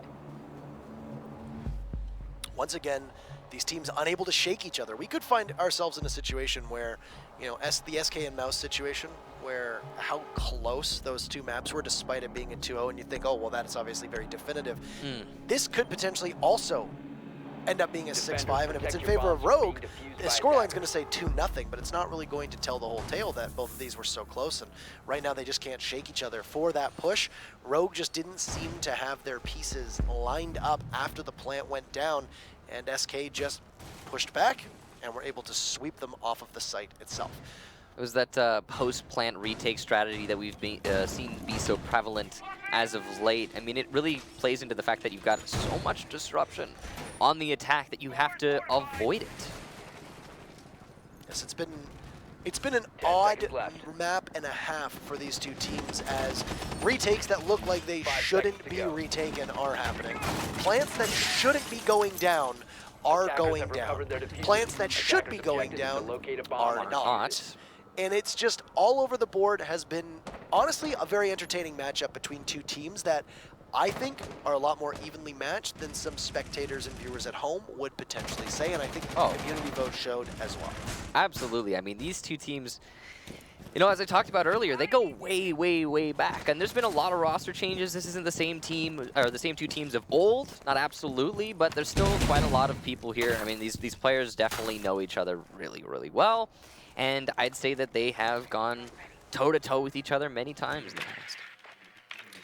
But in the most recent is the important, and right now an even contest on Consulate. As you say earlier, neither team able to shake each other. So it seems like SK are going to try and take control over admin. It doesn't look like Rogue are contesting it at all. They do have roamers upstairs over on the far west side, but no immediate threat here to Adam. Going to clear out the castle barricade, waiting for his teammate to move his drone. That's Mint, and Pojo Man refills that spot of the drone, and more waiting for Adam, for his teammates to move their drones. As you said earlier in the previous round, Rogue, their main adversary, of course, Gravity. In this case, miscoordination on the drone game. I mean, at least the drone economy, or your drone economy for SK is smart. Yes. In the sense that they keep trying to save them because they know how valuable Yes. they can be. So the last time that Rogue attacked lobby, or the last time rather that SK attacked lobby and Rogue defended, their biggest issue was they couldn't clear out the second floor. Geo was allowed to stay from above. He got 3 kills without much pressure on him whatsoever. Jarvis is going to eliminate Slash, though. That is your Echo down, and that is a very high priority pick. It's a valuable target to eliminate first and foremost. Now, you still have the smoke as well. One is spotted inside of the bathroom, but Eclipse at the top of Yellow Stairs beheads Adam, understanding the read, keeping his teammates safe. It's unwise for SK to re-peek that just in case there's somebody from Rogue positioned in that angle. And you can see just on the right side of your screen that they were, but Geo will fall off, and now the castle of Eclipse, who had gotten that kill, falls further down the stairs. You can see it's going to be a play from below. You've got Easily all the way downstairs along with Eclipse. Now, Easily has used his C4, but he's going to be able to at least call information once that push happens. The attack now finally starting to set up that push. Geo will thwart Hot and Cold's initial entry. That's the Lion. Very important kill as the last possible EE1D in this round is detonated. Though, the diffuser is being planted. We see this yet again. Is there anyone to stop it? That's the question. No. Mint gets Geo. A down for Jarvis and a finish off, but Eclipse there to refrag. Now 2 versus 2. And in connector, Mint, great positioning there, catches Eclipse off guard. It's all Brian against Mint and Pojo. Goes for the run out, but there's no attackers outside. He's checking something that doesn't exist. Actually, no, on the concrete wall. That's Pojo Man on the far, far angle. Trying to fight Brian. He's got detection, but he's somehow not finishing off Brian. This is so scary. What is happening, Pojo? Both on 1 HP. Brian could win it, but it doesn't happen. Pojo locks it out in a very confusing engagement. But SK will win the round, and that's the important thing. The amount of interesting engagements we have seen. I mean, I feel like a broken record constantly bringing it up, but Pojo able to get that plant off. Nobody even bothers to think about it. He's inside of the main lobby. There's nobody there watching. There's nobody at the hatch. I mean, the plant takes 7 seconds. It goes down successfully. Brian, who appears to be out to lunch, standing watching the window, expecting a push through the main doors. Meanwhile, inches away, many centimeters for those who use the metric system, away, the plant goes down, and there's nobody to stop it. Pojo's able to get outside. What on earth? And now SK Gaming is on match point. Attackers need to locate and defuse okay, as many so bombs as they can. Let's talk about that then. The plant denial for Rogue in that round were 2 different things.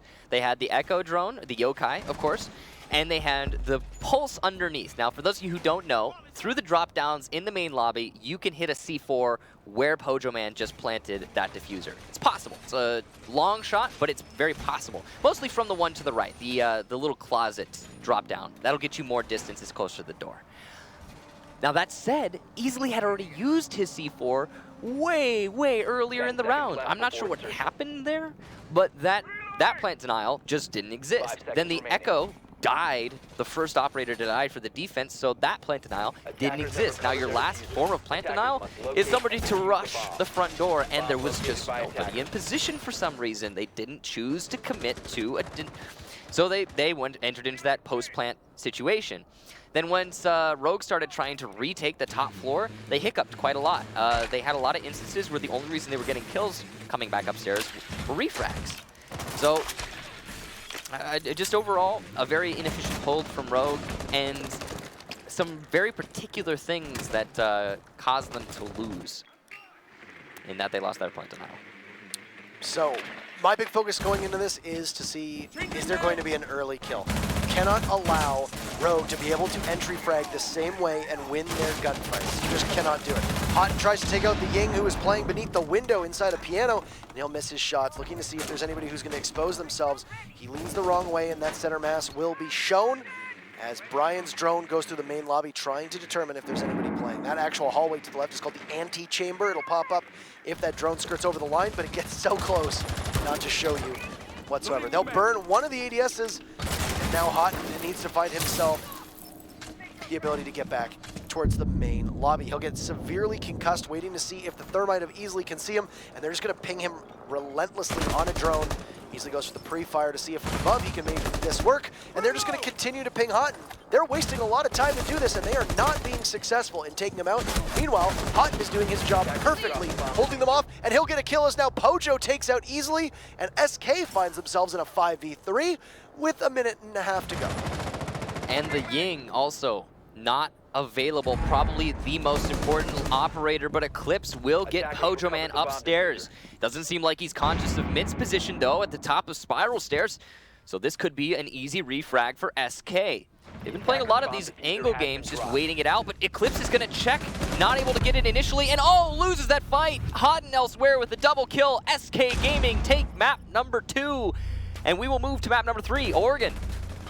Who would have thought? And now this is when you're SK, you have to go into Oregon knowing that if Mint just had killed that Twitch that was prone on the floor, that you probably could have won this in a 2-0, or at least come a lot closer, forcing that fight in a 1v1 against Geo. So, pretty astonishing right now. So Rogue wins SK's map. SK wins Rogue's map in a more commanding fashion, hot and cold, and Min is having one incredible performance so far today.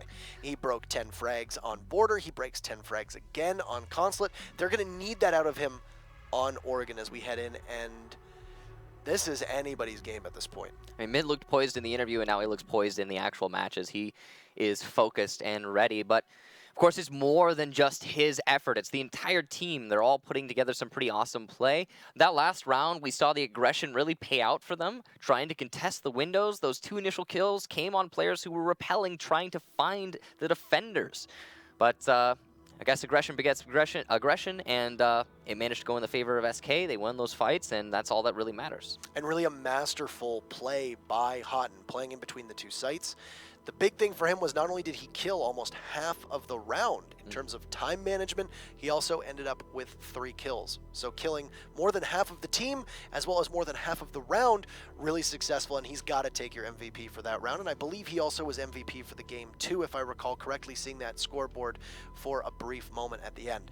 Now, going into Oregon, a site that, or rather a scene of which we understand how teams are going to play it, but one of the biggest changes to Oregon has been that the laundry room downstairs is by no means the preferred site anymore, due to the fact that Blitz is played a lot more often and thrives on that site. Lion makes it very difficult for you to rotate to stop the plant.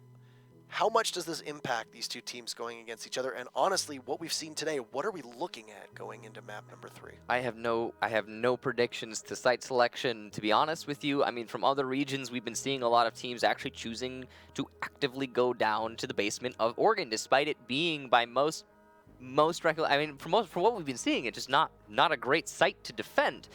So it's entirely possible we're probably going to see a lot of, well, obviously we're going to see basement. There's only 2 sites that are commonly defended, though. We have seen Kitchen. We saw a little bit of Kitchen on Oregon, which was interesting. And don't put it past SK to be a team that goes to Kitchen. Bingo. I think if any team is going to bring us to Kitchen, it would probably be SK. So that would be really cool if we managed to see some Kitchen play on this map. But overall, this has been a very interesting is the word, interesting series. Perplexing as well. It's a good word to use to describe it. It's a fun one to watch. I'll say that. It has been intriguing with the way that things have gone back and forth. And I mean, from a casting perspective, it's been very interesting because the action starts and stops and starts and stops, and it's so hard to tell when the next round and the next wave is going to come inside of the actual rounds itself. And I think that these teams are definitely feeling it. There's momentum that is literally being lost and regained in the middle of a round by each other. It's like SK will start a push, and they'll get 2 entries, and then, wow, a 3K for one of the players on Rogue, and suddenly it's going all the way, and then SK will win the round by getting the plant down, which, how does that happen? And then just playing the post plant. And there's been a lot of that. It's been for both teams. You know, teams are interchangeable in that scenario as well. So it's been a very interesting one. That's for sure. It seems like if I'm gonna just look at it from outside, just looking at it, these two teams are on different wavelengths. They're doing different things. They're playing similarly, but their pacing is totally separate. Just the sheer amount of mistakes that these teams have made. The fact that there are a lot of mistakes being made, and they're not really being punished. A lot of them are not being punished by other teams. They're being punished by the clock. Or themselves. And that's just, both of those things are very rare to have. It's very rare to see mistakes go unpunished, and it's very rare to see this many mistakes in general. And I don't know. It's very difficult to tell now. Are these teams not practiced? Are they not prepared? Are they over prepared on fighting each other? What is the reason for why this stuff is happening? And I don't know if we're going to have a suitable answer for that, no matter what happens on Oregon, because I have a feeling we're probably going to go to overtime. And speaking of which, we'll see if that's true as we load into Oregon, map number 3, with the playoffs on the line between these two. Who's going to make it? You know, if nothing else, this match has been fun. Oh, it's been very fun. Definitely fun, the operative word. So, will we see any mix-ups on site selection for Oregon, or will it be more of the same? Rogue going to choose to go to kids' dorms, the expected pick right out the gate on defense.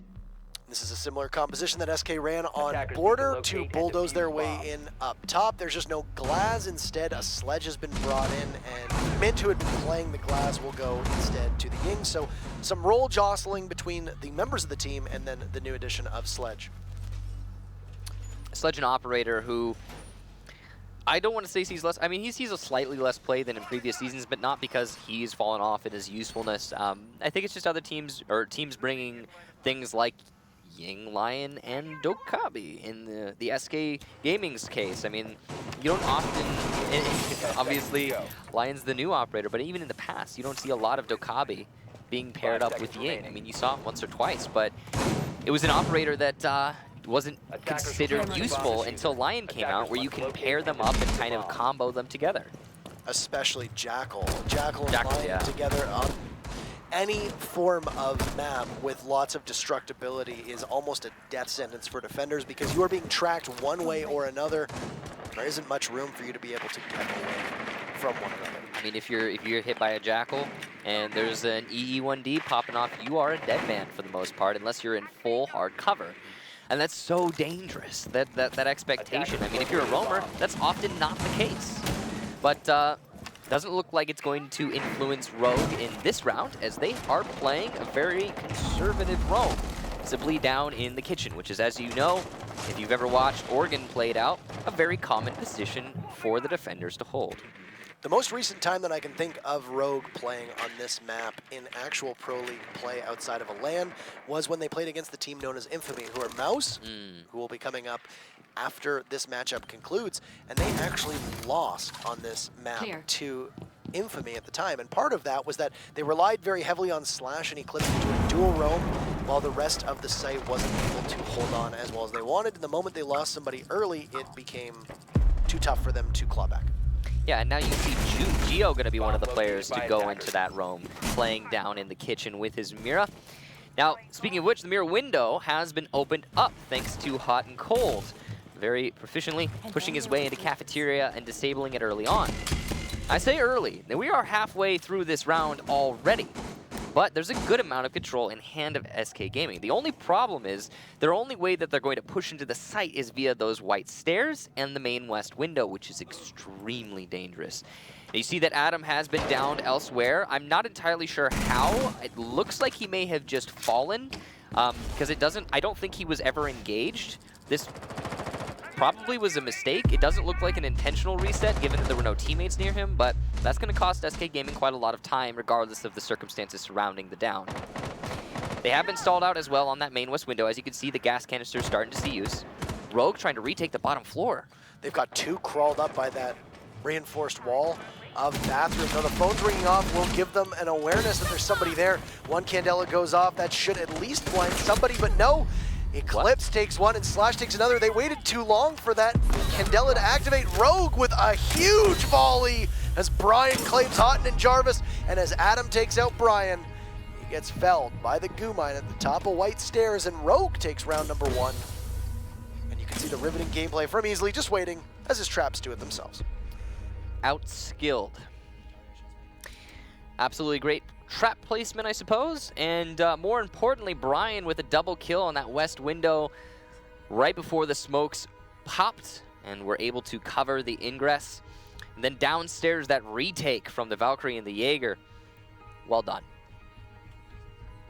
I cannot believe that SK was not able to get towards the site that much quicker.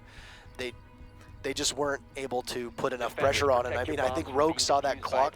I think Rogue saw that clock coming down, and by doing so, they were able to realize, hey, we have a lot of opportunity. We can retake map control with 40 seconds left. Let's do it. And it paid off. So, now SK's turn to defend the top floor after a successful defense from Rogue. Now, Rogue has brought quite a lot of disruption. We keep saying, but I mean, that's what these operators are. You talk about Capital, you talk about Lion, you talk about Zofia. These are disruption operators. Like, you'd argue for Lion also being an information operator, but just in general, that's what Rogue is bringing here. The Capital, most notable pick, as we don't often see him in this current meta.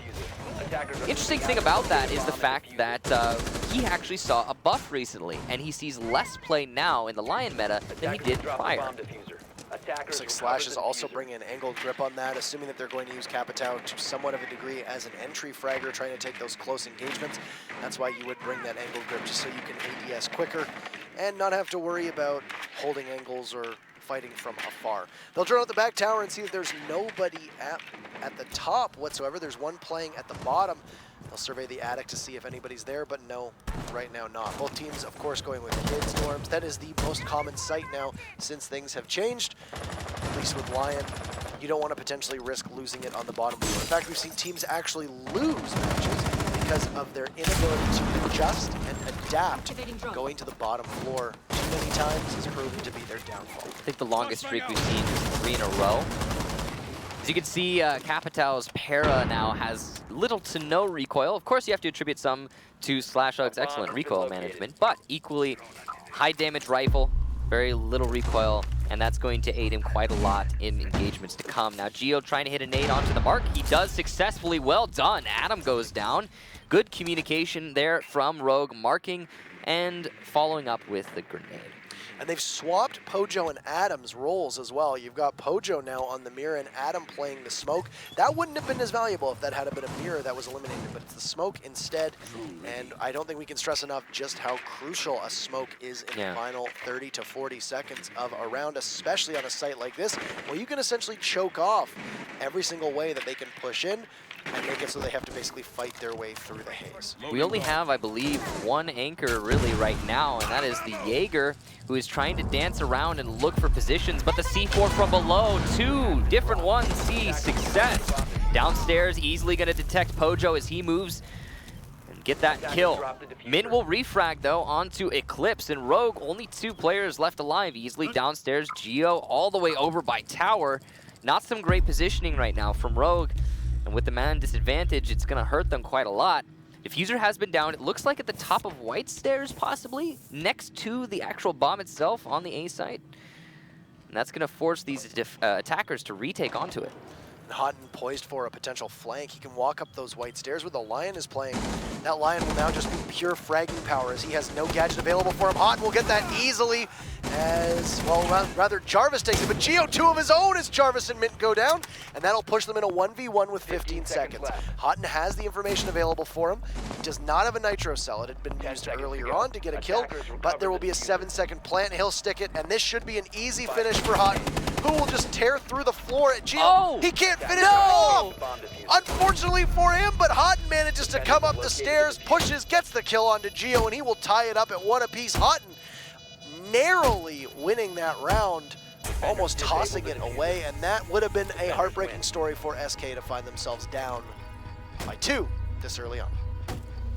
Very close there. Houghton, oof, taking it by the skin of his teeth, that's for sure, but manages to win it, and that's the important thing. So far, we've seen 2 successful defenses, both on the top floor. And this is going to be our first rotation of bomb site.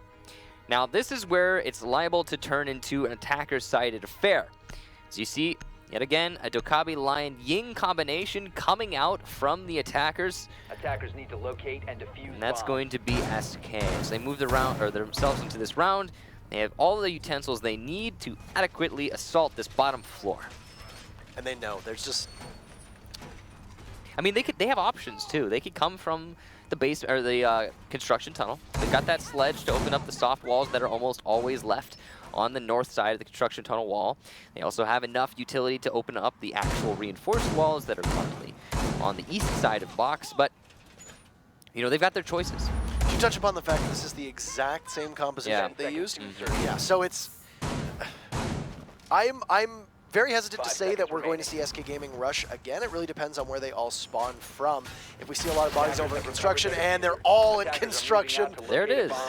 But they're not rushing. This is interesting. They're taking it slow. They're checking for spawn peaks, looking for their options, but it's clearly going to be a construction take. I think that's pretty obvious. Or at least the back stairs. They're probably going to push, I would imagine, inside of that meeting hall. And you can see from our wonderful aerial view how everybody is lining up at the moment. It was Slash's Echo who will fall off and drop back downstairs into the comfort and safety of that bottom floor. You take control over tower, you take control over meeting hall, then you push in through construction. It's just a tiered offensive, and it seems like it's going to work pretty well for SK should they execute it with no issues, because they're going to be able to get control of attic, which has been opened up by the defenders early on. Once they have control over attic, they effectively have control by proxy over meeting hall. Adam looking to see if there was anybody up there. They had detected earlier on that Slash was inside a meeting hall, and Adam, a swing and a miss. He'll go for a pre-fire, but nobody downstairs. You can hear the silenced MP5 of Slash trying to do some damage. And look at Rogue, they've completely fallen off, and they are using their setup as a means of keeping the attackers away from their position. They're falling back, and wow, what a shot from Slash as Houghton has no chance. That's Hibana down, and that is a lot of utility that will be lost for SK. The only hard destructor for SK Gaming, which means that they have very limited options. Now, luckily for them, the meeting hall drop-downs, I believe, are unreinforced or opened up, so they will be able to at least utilize those. Slash loses the yokai, meaning that he will just simply go for frags now, as his ability to save a final minute push is gone. The 1D popping off, and easily will be downed and finished off in the process. Adam gets responded onto. A double impact from Eclipse is gonna get that kill. Gotta catch them all. Gotta catch them all, and Adam now in the collection of Eclipse. So there's an advantage of Rogue by 1. It's a 4v3 with a minute to go. They've only lost their castle on defense. As for SK Gaming, you've lost Hibana, which will definitely impact your ability to get on the site, and Sledge too, which means that those castle barricades can breathe a little easier knowing there's no grenades, there's no X-Karos, and there's no Sledgehammer, or Journey's End as it's called, in order to open those up. Instead, they're going to have to rely on the Ying to be the main push for them. You can hear the suppressed MP5 once again of Echo, and what a shot from Jarvis! Oh my, Slash loses his head, and they just go inside of Pill. Geo inside of the middle of smoke. We'll have to see if a plant is going down, and it's Jarvis holding on to it, who doesn't appear to be going for a plant. It's finished off by Brian, and they're going to have to get the plant. Geo gets shredded, though, as they trade. Jarvis will drop that diffuser, and as Pojo sprints into the site, Rogue is able to hold on. Brian reads that and takes Pojo down, giving Rogue the lead once again, and back and forth we go. And what has not seen success so far on Oregon? Attack. We haven't seen a single attacker victory yet. It's been just defense-sided so far. Rogue now going to have their chance attacking onto what we're going to guess is the basement, but as we talked about earlier, SK, they like to mix things up. Nope, looks like they're going to go down laundry. All right, SK. As untenable as I think laundry has become due to the way that changes have been made to the meta due to what we see now for attacking compositions, and the fact that as of, I think last week, something like attackers had like a 63% win rate last week, or 62% win rate, or somewhere in that insane number. I still don't think you risk it on defending No. back tower or in kitchen. I don't. As much as you might think that the defense of laundry supply room is too much of a struggle, the other options are so much worse. I mean, we just saw successful defense of the basement from Rogue, so it's totally achievable. SK Gaming could make this work, and we should not forget bottom floor cafe 5 seconds remaining. Oh my. from back in the day, and Especially- I think it's worth noting that they clearly have learned. Yeah, I was going to say, and Attacker's especially objective is to locate a bomb and defuse it. Cash Room and SK going up there twice as well. I don't think they were There's- successful there either. You know, so- we've talked about the innovative nature of SK Gaming as being one of their, their traits, but it's not necessarily a strong suit in all manner. It sometimes holds them back, and we've seen them lose matches because they choose to go to sites that are less than desirable. So I would say that their decision to stick with what they know, yes, please, more of that. So Rogue is coming into tower stairs now, and they've got control over that area, but we'll have to confront the fact that Attic is reinforced. They will expend some of those X-Karos. Their only Heart Breacher is a Hibana. There's no Thermite available for them. What a shot from Hot and Cold as Brian loses his head on those back stairs. And speaking of only Heart Breacher, for the second round in a row, Hibana will be the first to fall from both teams. So now Brian down means that you will now have to rely on the soft destruction only. And the Hibana died in the same position both times around the same time. So kind of a little bit of a mimic there. 1E, 1D will go off, and nobody is bothering to move the intended effect, as Rogue now trying to pressure Meeting Hall itself.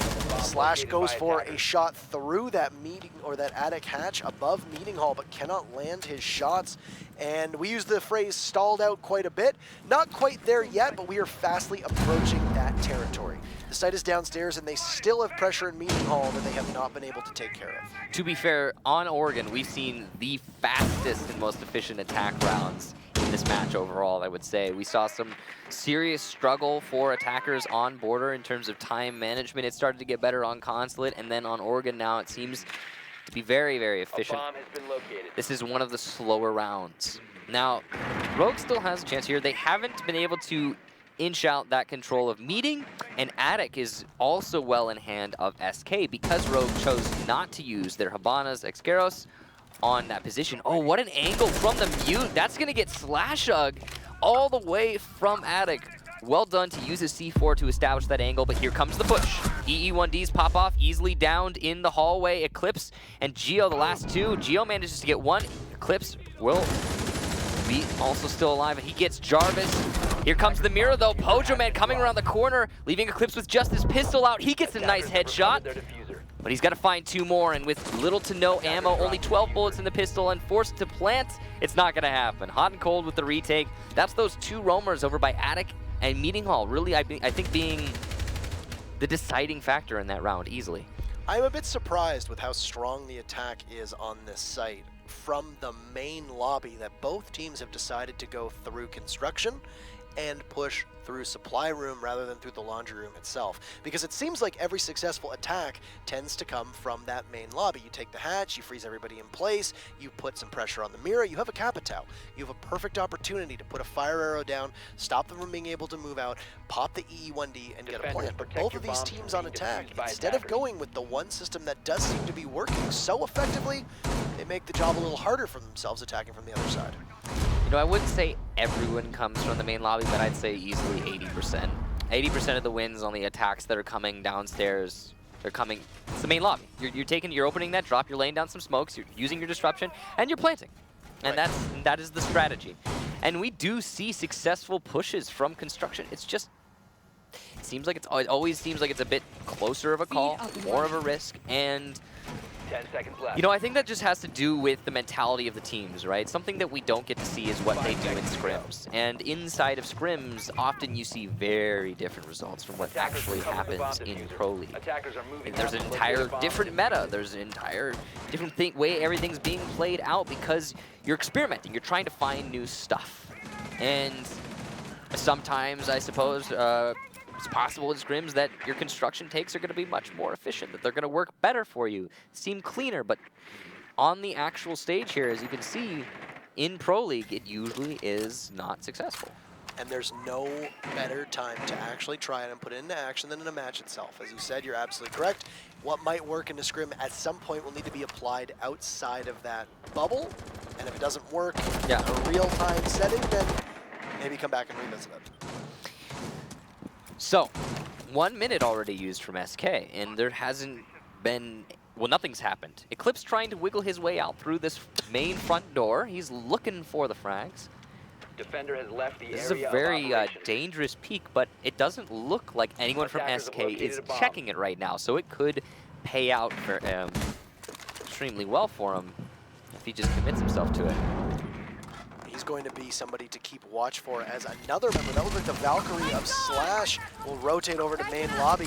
Mint, who has been effective on the Ying so far, will now just come inside, and he'll take out Geo from above. SK with 2, but Eclipse will answer back.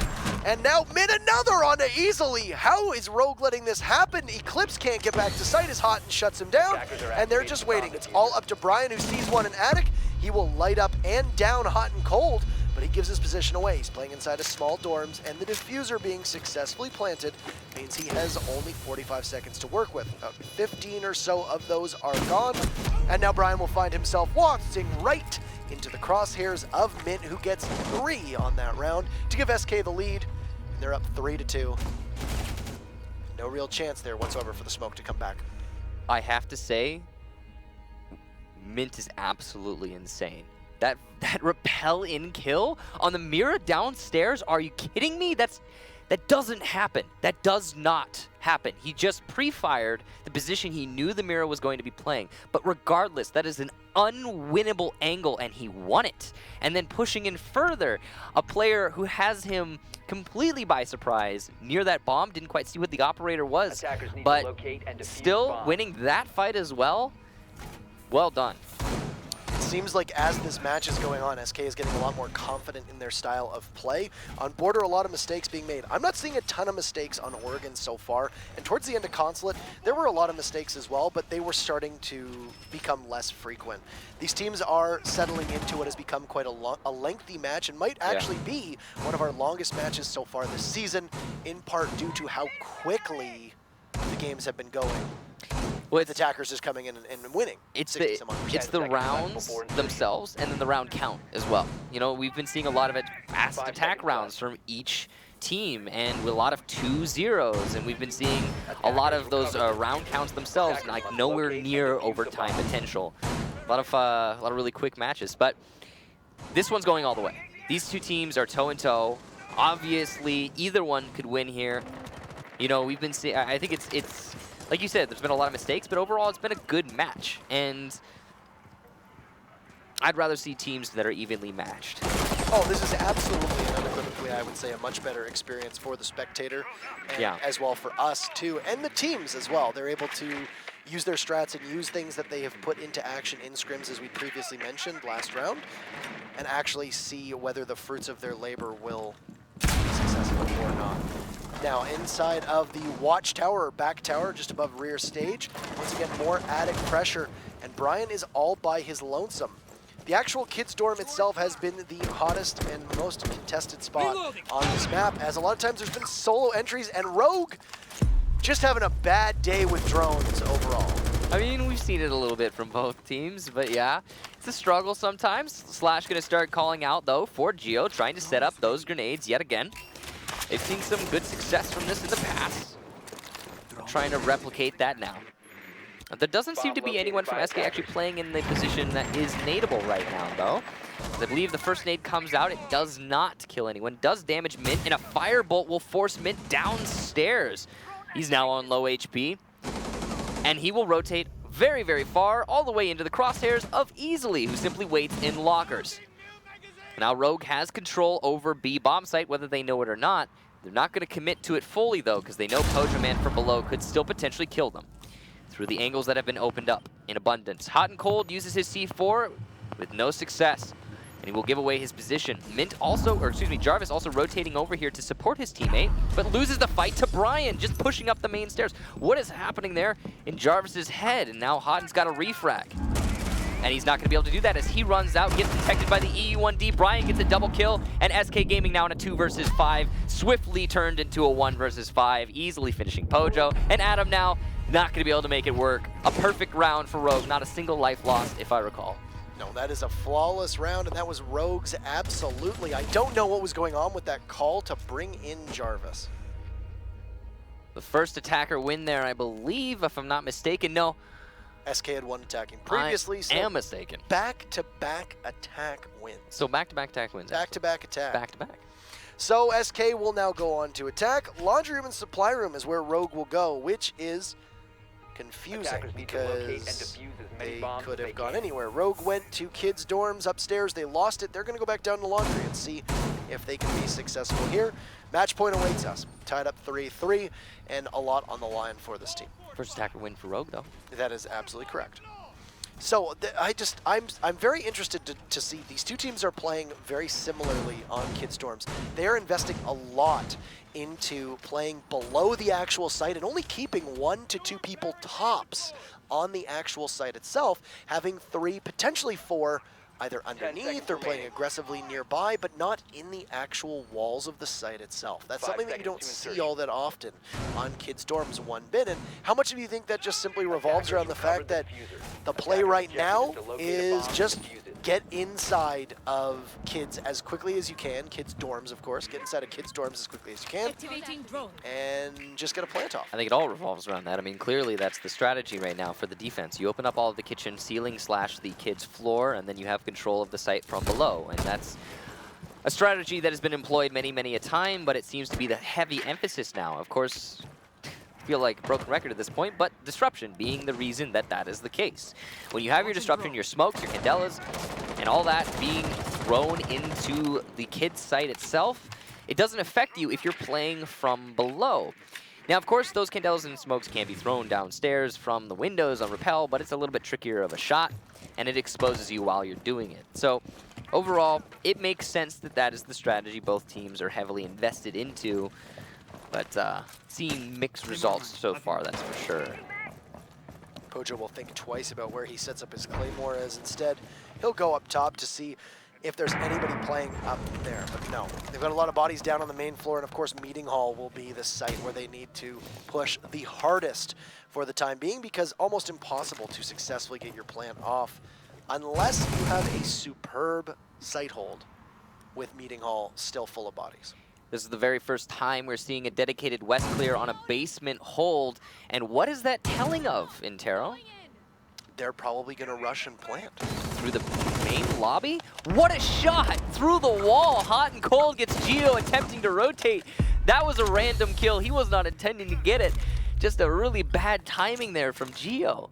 But yes, this is telling of a main lobby attack, which also we haven't been seeing very much of. Here comes the push from Eclipse. It will get a kill into Hot, and what an angle to win a fight on. He goes for a second, can't get it initially. Jarvis gets a double for himself. Slashug responds. A back and forth. Mint rushing now into the Meeting Hall, trying to refrag his teammates even more. Slashug has moved his way up into Attic, and it seems like SK is aware of this. He's going to eat some bullets through the wall, but still retain his life. Very important. Brian, through the wall. What is going on? Gets Mint. It's an even 2 versus 2, 40 seconds. The E1D forces Brian to stand still. Pojo gets that kill. Slash now the last defender, and he is way off site. SK got to be conscious of this, and that's going to force Jarvis down to go for the plant. Pojo Man going to situate himself likely on that mirror window as soon as possible to give his team a good amount of control. Slush has rotated very wisely over to bunker. A great position here. Jarvis has been down. It's a 1 versus 1, and Slashhawk wins it! What is happening? Rogue against all odds, clutch out the round.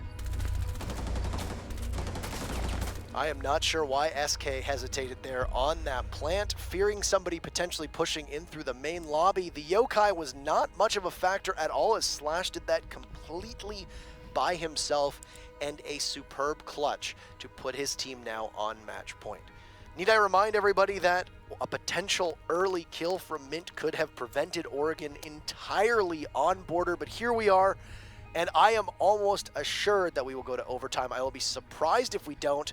Every single site is available for SK. They will decide to go downstairs at the last second after having originally locked in that second floor Attackers need to bunks and locate kids' and defuse dorms bomb. situation. So the basement will be the site for SK to hopefully, if you're a fan of theirs, push on to overtime. And Rogue is bringing out the Blitz. Slash and Eclipse have played Blitz before. They haven't done so much today at all, and now he is being summoned.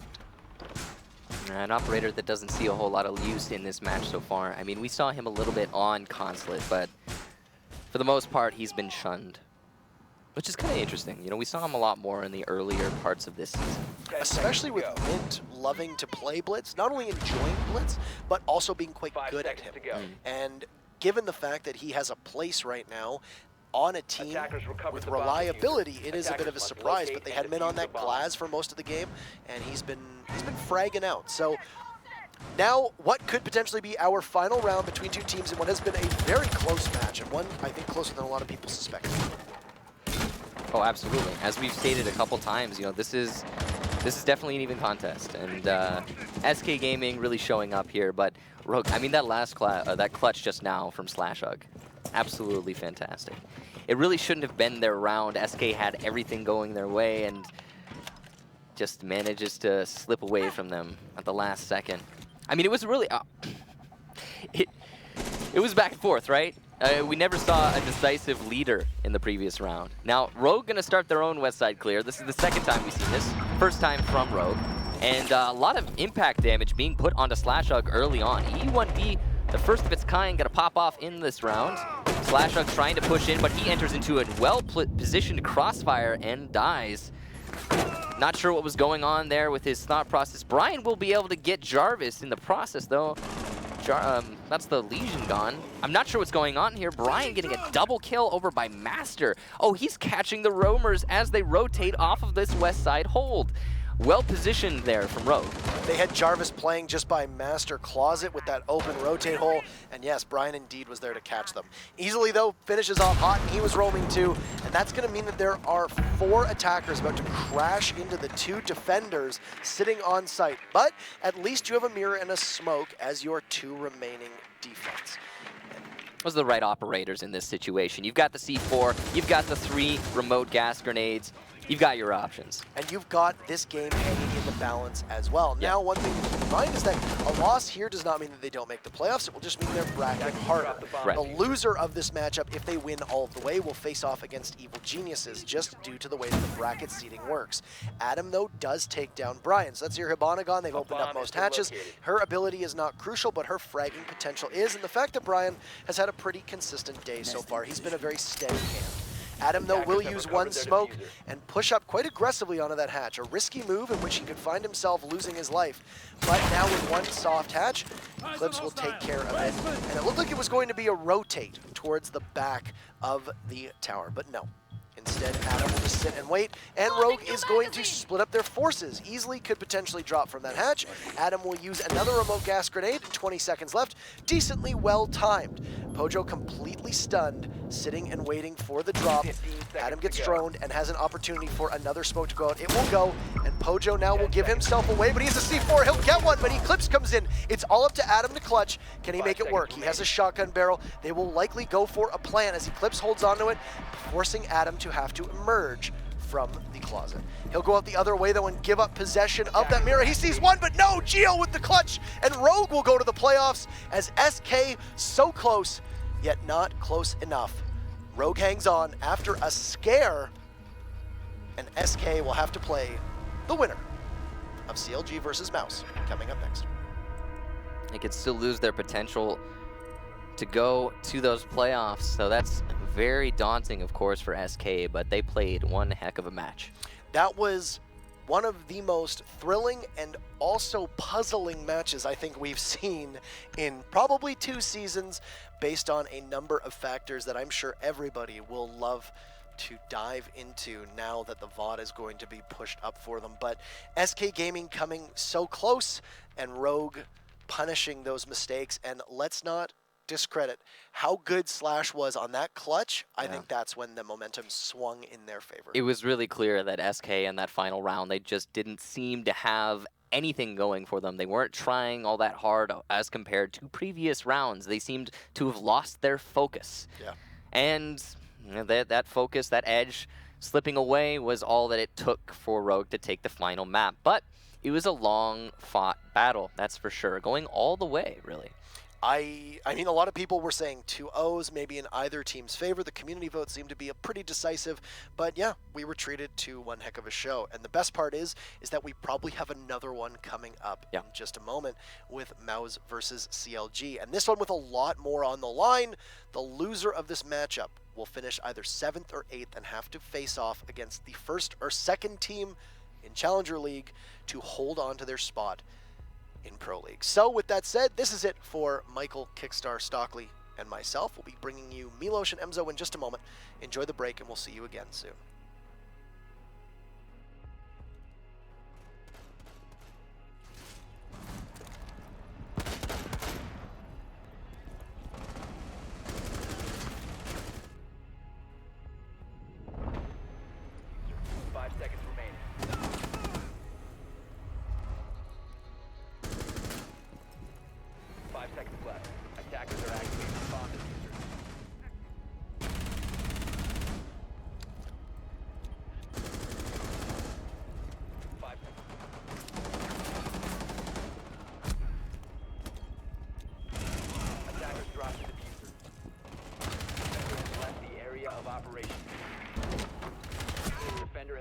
Designated safe. 5 seconds to go. Attackers drop the bomb.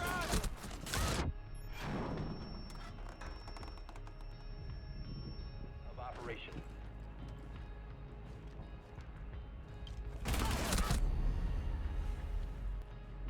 Attackers activating diffuser.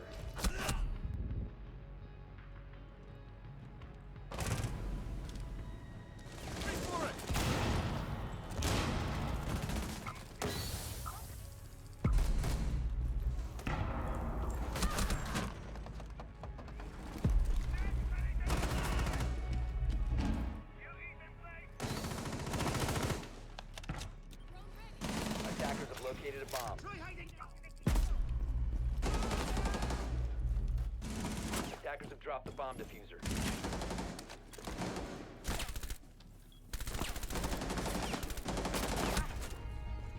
10 seconds remaining. Attackers have located.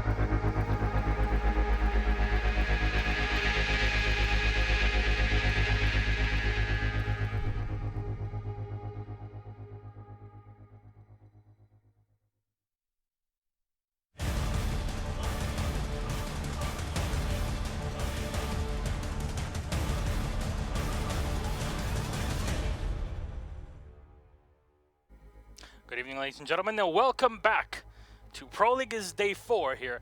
And as you saw, that was a banger first game. Yeah, that's. I'm already exhausted. We haven't even started this match yet. Highly recommend that you guys watch this later. However, we still have one more game to go through, one more best of 3 that promises to be as exciting as the first one between SK and Rogue. Is of course Mouse Sports versus CLG. And welcome back. I'm Hassan, Milostomedic Finish course with me, the ever so luxurious Devin there we go. Becker. The vocabulary on this one. I literally just spend like half an hour every day Yeah. trying to This is what this is his prep work. This is my prep work. That's all I do as a play-by-play caster, by the way.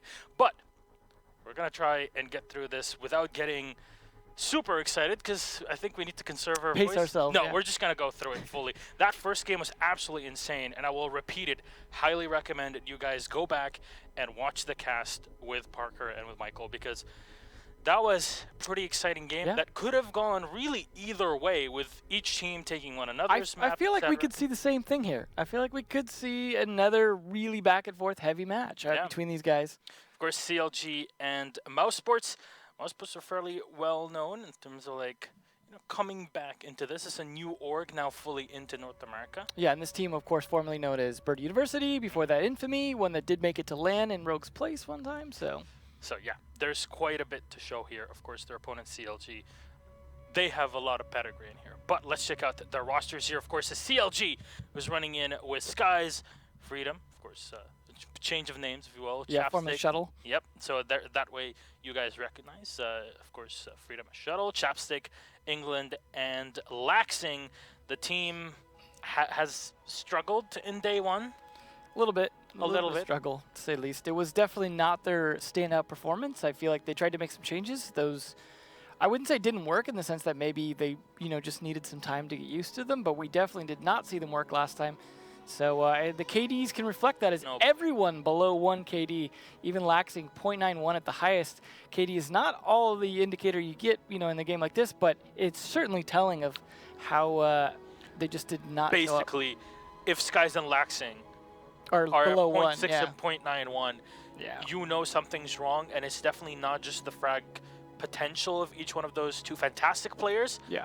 but it's also because the whole team just did not gel together well when they were And keep in mind, Chapstick is a new addition to the team. I mean, he is a returning addition to the team, but he was new to the roster very late towards the end. So it's a lineup that is theoretically extremely powerful, though they have struggled quite a bit. Now let's take a look at their opponents, the ones that they will have to take down. Of course, set next Infamy, now Mouse Sports. As we welcomed them a few weeks ago, they'll have to stay in this, so they need to win this game, or else it's down to relegations and a possible elimination. Of course, Vandal, Beastly, Mark the Shark, Neptunes, and Vertical. here's what's fun to see on Vertical stats. 4 kills, 0.31 KD, which is terrible, but his headshot percentage, every one of those kills is a headshot. That's all that So matters. every one of his kills only took 1 bullet to do, but nonetheless, only getting 4 definitely going to hurt your team, as he is such a strong fragger, and to not see him show up was definitely unfortunate. I feel like if he can show up and the rest of the team can continue this, they're going to be a strong contender today, especially after what we just saw from CLG, which I know some of you didn't see the entire match live, as there was a stream issue that we ran into, but the VOD had the entire thing, albeit with some audio issues, so I definitely recommend, if you didn't see that, to catch up on that when you can, so you have some context for this match. But you'll recognize immediately that there was something wrong. This is not the CLG that we're used to even back in the day. It's not the CLG that we saw in their old lineup when they were playing. It's the CLG we saw at Invitational. Yes. Let's be honest. Unfortunately, and it wasn't really a great time for them. And right now they have a lot to prove. They have to show that they are very much back in the game, because talking on Twitter and saying, yeah, we're ready, yeah, we practiced, yeah, we grinded, that's one thing. Yeah. When you get down, you have to show it in game, or else it's just empty words. And hopefully we don't see that from either one of our two teams here. But let's take a look at our maps, as we do not have any interviews for this matchup. We're just going to take a look at our bans. So Skyscraper, Coastline, and Border will be eliminated by CLG. I love that CLG has not changed their bans in like a year. Like, since Coastline came out, I'm pretty sure they did these exact same 3 every single time. They hate DLC maps. It's got to be easy to ban against them, because you know what they're doing. So all you have to do then is just pick the maps you don't want to play and ban those. Easy And just bans. like Parker was mentioning in the big ban phase of a previous match, sometimes it is one in these. Of course, we're left with Bank, Constant, and Cafe. Let's take a look at our pick. Interesting to have Bank and Cafe left in there, as that's the 2 that they lost on previously to Rogue in spectacular fashion. So they've obviously reviewed those VODs and really thought about, like, why did we get crushed so bad? I mean, it was Rogue, but still. Honestly, Let's see what the order they're played in, though. Yes, let's go and check out our picks. Cafe, so far, 28.57%. No, not surprised. Bank as well, and Constant for last. It's pretty interesting. Going for Cafe and CLG picking it after their match. Yeah, that's a risky pick. I mean, again, Rogue had a very good defensive strategy on it. So to be fair, like they had to have learned from that because Rogue did a lot of interesting things on Cafe, going back to Invitational as well. So they had a lot to study on that. But the thing is, I don't know if Mouse is going to be really bringing those same sort of defenses. So they're going to have to adapt. But this is a team that was well known on Cafe for a long time, and it was their map. It is also the map though we did see. Evil Geniuses back then Continuum come back for a 6th round in a row comeback on, but they had still dominated at first. So it is technically a very good map for them, but in the current meta, very difficult for them to adapt to, just from what we've seen so far. However, again, I think they would have at least taken the time to think about it. I don't know if they practiced, but they certainly had to have at least looked back on it. Unfortunately, as far as we know, they don't have a coach or analyst to be able to do that for them. So it is going to be on them to have studied what they did wrong and adapt. But picking that, coming out swinging like that, they've got to have something in mind, or they wouldn't be doing something that brave. But interesting for them to start on attack. So Yeah, and a reminder as well that both of these teams back in the day, back when console was part of the Pro League, they were arch nemesis in the top side, so still. But let's take a look at our community vote, as we always like to know what you guys have in mind.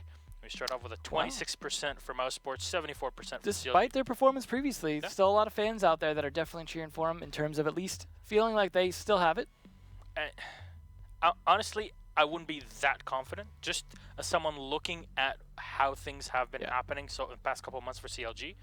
But then again, that's why we'd like to ask. This is definitely a conversation to go into. But let's head into the game as we start off with Cafe Dostoyevsky, our first map in this best of 3. Well, it should be interesting as they're starting on attack. When this is a map that kind of has swung back and forth between being defensive favored and attack favored. So interestingly, get to see yet another Kavera today. This time from Vertical, who we were just talking about was having a little struggle with fragging last time. And they're not going to start on bar. They're going to start downstairs in Mining Dining, aka Train. Whining Dining? Yeah. Hopefully they're going to have a welcome reception for CLG ready. As CLG are probably not going to be as prepared for this particular take. However, their attacker lineup doesn't necessarily bar it. They're definitely going to be able to use Habana to open up the hatch and Piano, which, again, Piano is somewhere they're going to take, or otherwise known as Christmas, regardless of how they want to play it. So not a big surprise there. Castle going to be coming out, though. That is most likely going to be used upstairs to kind of help control Piano, slow them down a little bit. May also be used to control Reading Room as well, as that is where Beastly is at the moment. Looks like he's probably setting up one for that Reading Room door, but they are definitely still setting up a lot upstairs. Mark the Shark, aka formerly known as Bones, going to be on Pulse. So I imagine he's going to be playing downstairs, probably going to be the one playing in that Reading Room that is getting set up here. They have actually an impact hole open here. We've seen some contesting with that. It is a risky maneuver as you give them a little more line of sight into the room and a little less funneling through the doorways. But they are going to use that castle there for the mining room to be able to help set that up. And then a classic mirror window down there. No surprise there that Vandal's going to be setting up. And of course, the attackers are going to be attacking. You're probably going to see Laxing, I imagine, working some windows here. But Skies will at least be able to get some intel. But no Thatcher to clear that. So we'll see if that actually works out for him here. Looks like he might not even be able to hit that, but that's Pulse that he's identifying. Yeah, and he does spot players downstairs. Fortunately, can't get any damage done.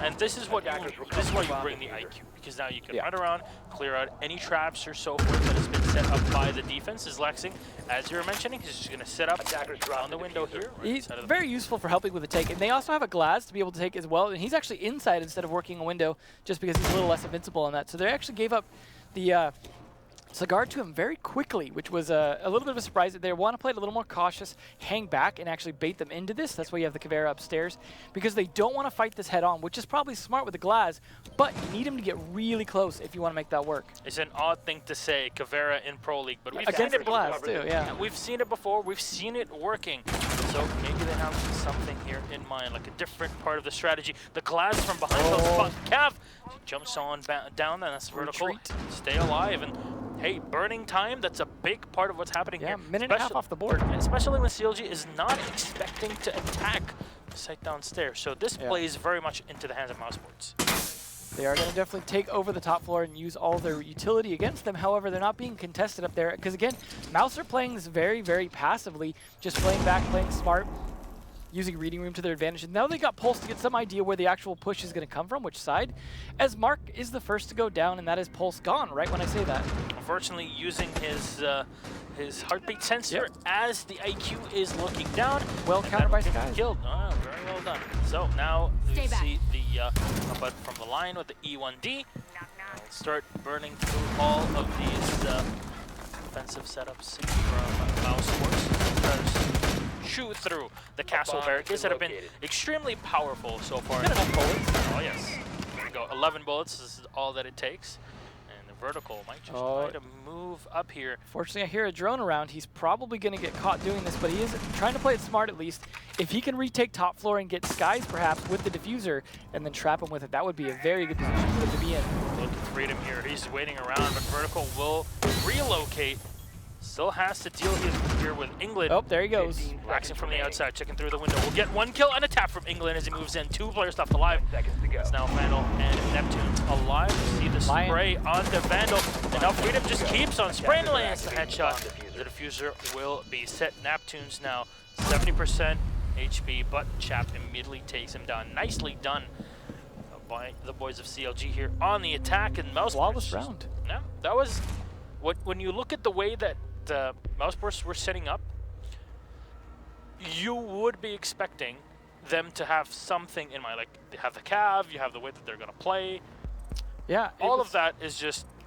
I don't think Vertical played it terrible, but at the same time, he's going to be in a situation where he's going to have to play off of his reads. Like, you can't necessarily have a solid strat for that. You're going to have to hope you can catch him. Unfortunately, the glass being in there made it very hard for him to be able to roam freely, and then Laxing as well, being able to play that backboard. That means a lot of angles are going to be covered. And England actually playing somewhat aggressively on that glass, working out because he made sure that he was clear first before he pushed into areas. Obviously, drones doing some good work for that, so And he of didn't get course, flanked. using the smoke to block out Yeah. both angles that you can get shot from, either from the main, the open hall, or Works to his from the advantage. hallway. Of course, that's why you're glass. You can use the thermal scope to your advantage. And then, of course, Lion catching out Mira in reading definitely did not help. Just moved just the wrong time. Obviously, you know, once Lion's changed, that will be something where they could hope they don't get seen and just stop moving. But that's in the future. Just And don't unfortunately, move. that round in the past for don't Just- move meta. Just don't move, you know?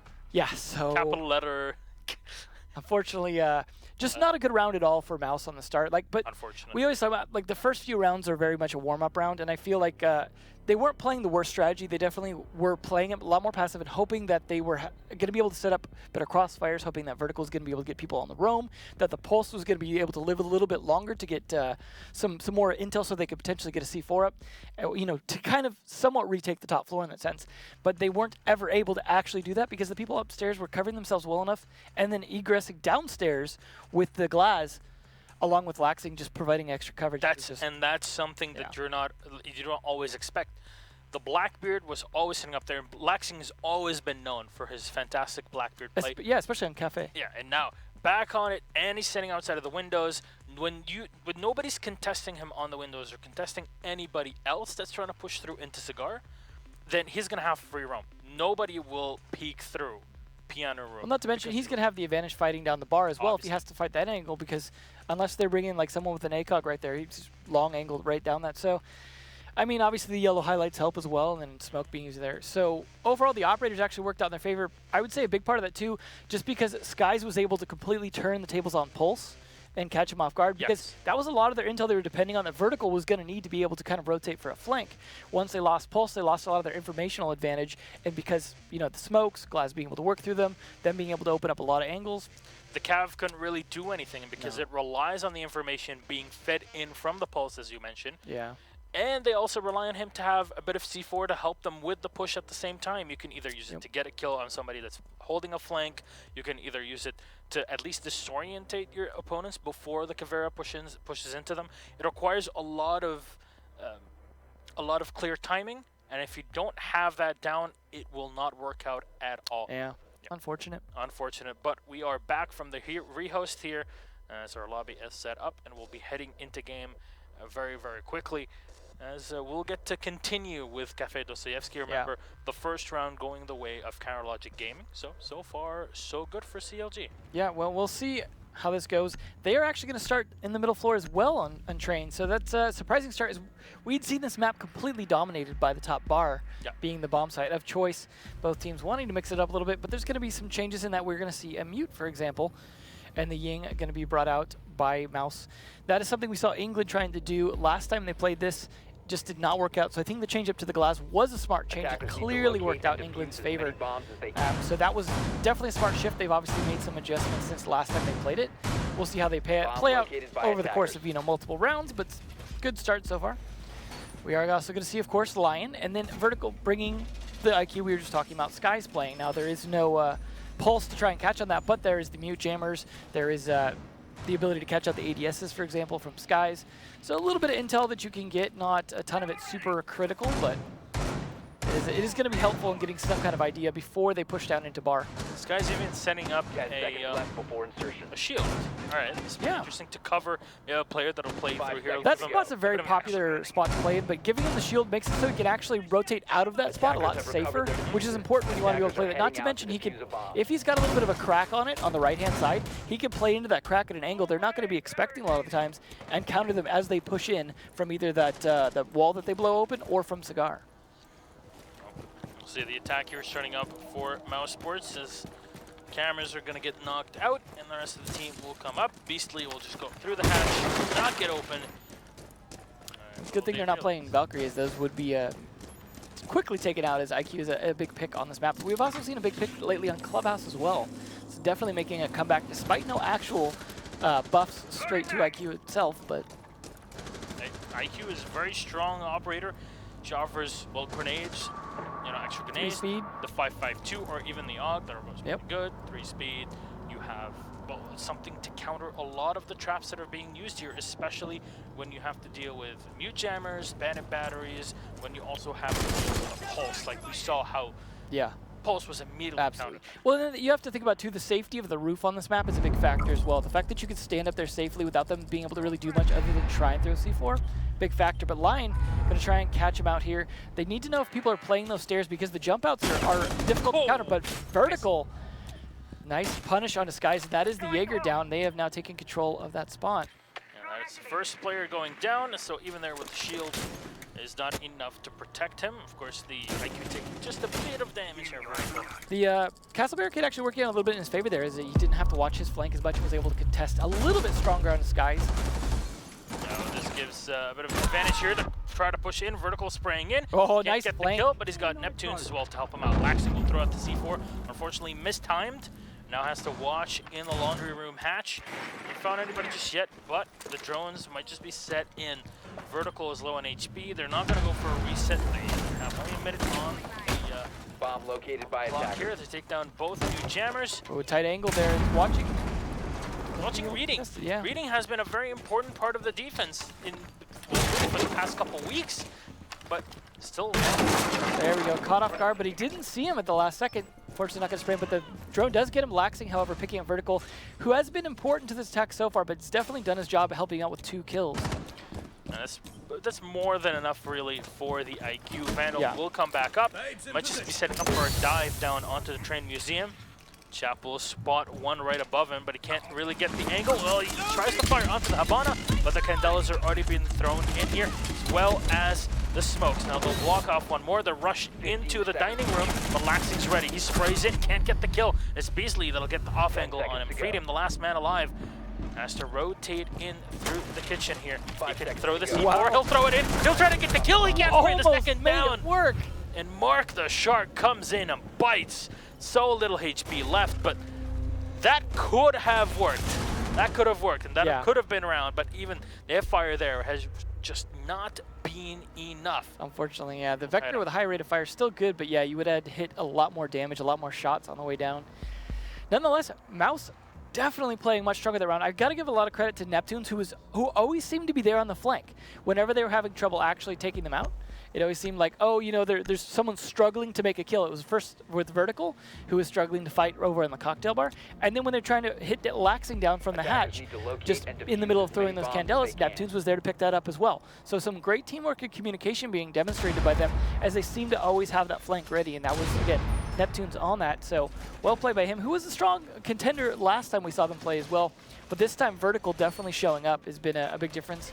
Now, Attackers Vertical have going to be, located a again, bomb. though, on that Caveira. Sky's going to be on IQ, but they don't have a pulse this time, so they're going to have to play their intel a little bit differently, and that's where you're going to see Legion played in, because Legion traps, when they go off, that's going to give Caveira quite a bit of information, depending on how far off sight those Legion traps placed, especially 10 on seconds to stairs. go. I wonder when somebody will pick up Frost again. That'll be something very 5 interesting Yeah. to add to the stats of Pro League.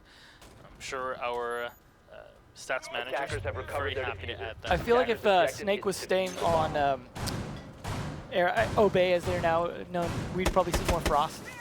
But not going to happen here. But Caveira, though, definitely making a comeback in this current meta. I have a feeling once Lion has changed, maybe not as much, but I mean, working out. even both teams going for a defense downstairs in Trade Museum Yeah.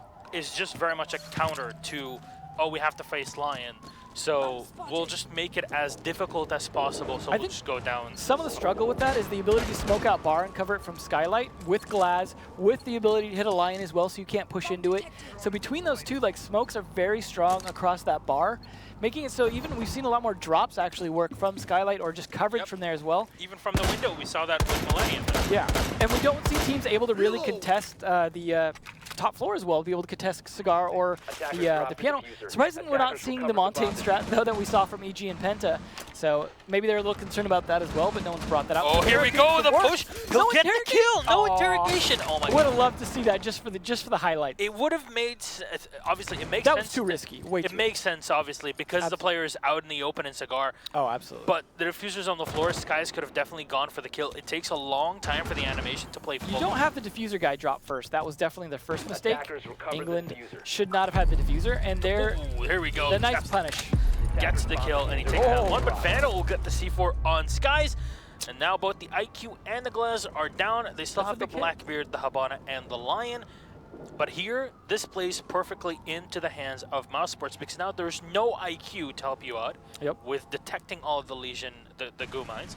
And obviously, you don't have England to throw around Attackers smokes have and recovered play their diffuser. range play. Yeah, you're going to have Chala and Lax play flank watch while Freedom's going to have to try and plant because he's going to have to be the one to trigger that and push in while they cover from different angles.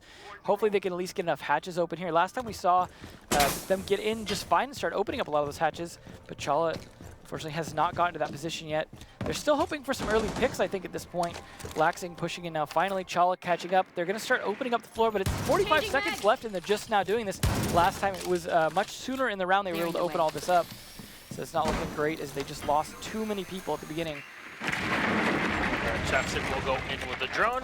They spawn one player below. He'll try to get a close-up angle on the nice mirror. try. Chapstick lands a headshot on Vandal, taking him out. He takes half HP damage. It's not the end of the world. At least he trades it up, and the C4 was not used. Oh, he sees that Claymore. He's in position Wow. for the spray, and the headshot will land. The trade. Laxing will spray in. He does lose his shield, but they have so little time No remaining. damage picked up. 2v2. The Legion mines are going to be so important here as Neptunes comes in from behind, tries to clean this up, but they're both downstairs. Now you see the goo mines. The last one has been thrown in.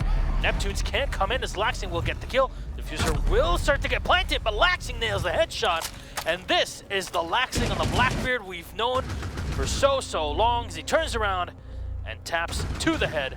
Legion will go down as the Habana was getting ready for the plant. That is pulling the round back. Laxing, I would say, has been kind of the hero to an extent of both rounds. I mean, obviously, I got to give credit to Skies as well for that early pick onto Pulse in the first round, but Laxing doing a great job. 4 kills by himself and 1 assist as well.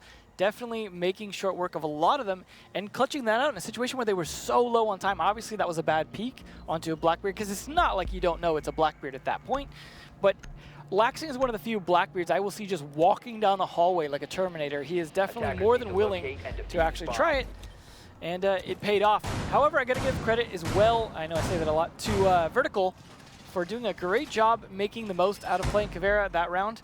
Unfortunately, it didn't work the previous round, but that round definitely paid off.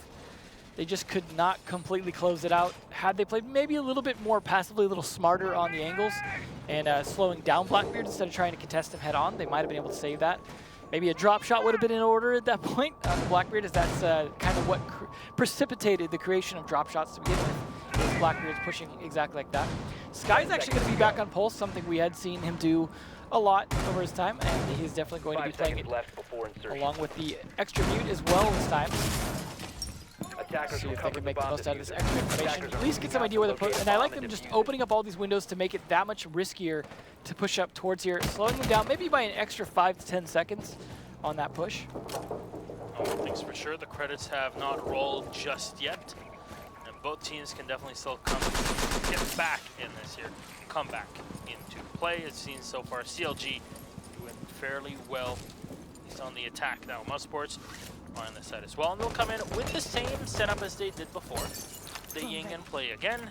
See how they can set up this Candela. Of course, Vertical going in with the IQ. She's such a prominent pick. And to reiterate, we've had Attackers have located a bomb.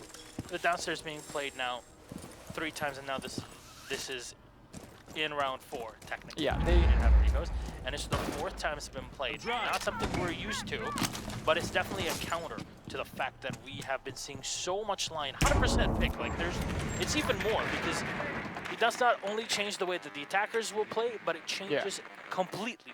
Well, at least Rogue broke that with not picking line quite a few rounds last match. So that 100% definitely going to be going away, but not in this match here so far. Mark definitely getting...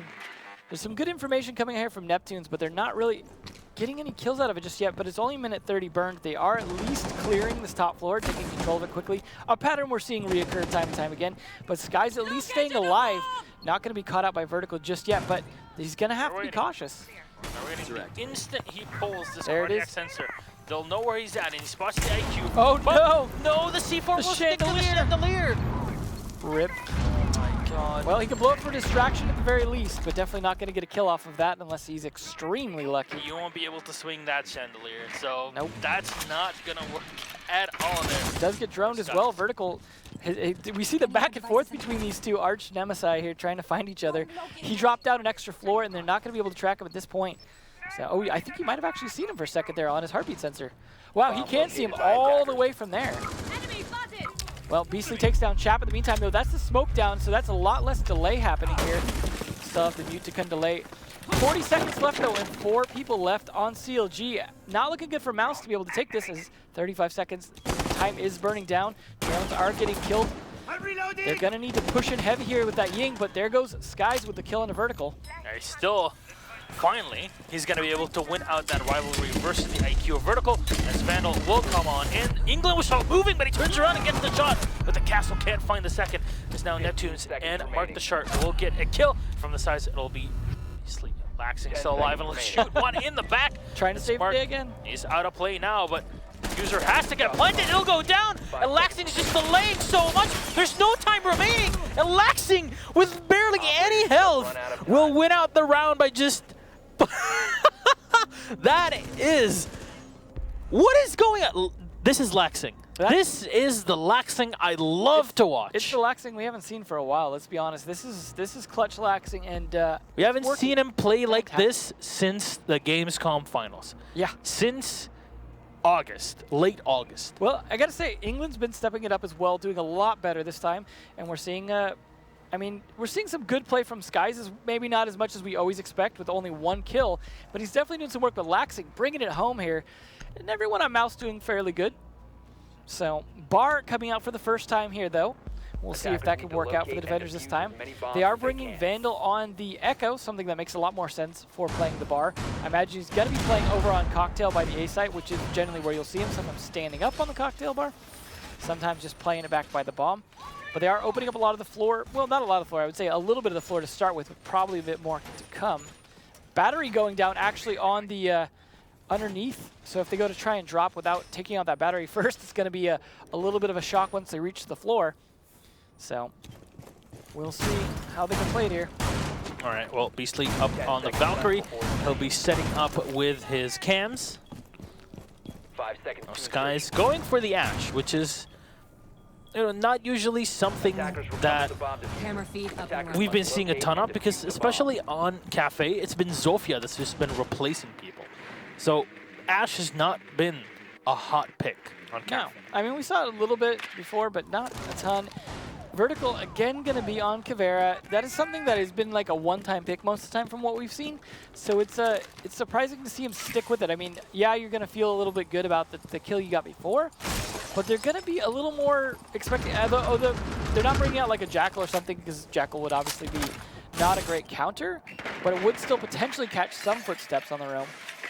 They're going to count more on the line to try and track down Attacker Caveira. bomb diffuser has been A dropped. lot of reinforcements Yeah, here. that's definitely not something we've been seeing too much Fortress. of. Bomb located by So, attackers. you know, Well, you know, with Laxing, the way he plays that Blackbeard and the Glaz as well, that makes more sense because you really don't want them to be able to open up a ton of sight lines when that's the bomb site. So close to the head as well. Unfortunately, he doesn't see the same outlines we do, or if he does, then that would be a bad thing. that would be a bad. Or Lion would be doing his job. But they are still looking for some early picks. It's only been a minute trying to clear things out, but England has done its job of getting the cigar yet again, trying to find the angle where people are typically going to be playing. Could also clear that battery on the skylight drop if he happens to see it, but doesn't want a risky peek. Now, Valkyrie down here of Beastly is trying to play pillars for a potential retake or a C4 if he can, and also hold off a push here, but he's been droned out, and they're going to be able to play it from that doorway. Laxing going to be able to peek that a lot safer than a lot of their operators would. Is bad news for Beastly, who's got to hide now. Oh.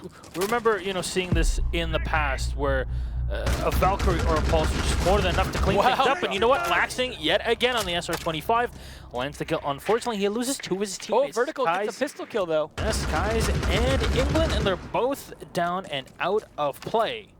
Well, let it be said that there is still some place, at least in this matchup, for Caveira, as that is twice now it's been successful on the roam. Even getting one kill is enough as a roamer generally. But Oh, two they'll get the kills second one, will and that's certainly do it. Chapstick out of play. Laxing still here on the Blackbeard, but Freedom finally will be able to get the kill. At this point, Vertical just needs to hide. If they can't find him, he doesn't have to do anything more at this point. He can just delay and play things around. Of course, he's guarding the diffuser, and that is huge. Because now Vertical can just sit here. He can down a player if they jump down. He has all the advantages, and he'll nail the shot. He'll get the second one. Well, at least at this point.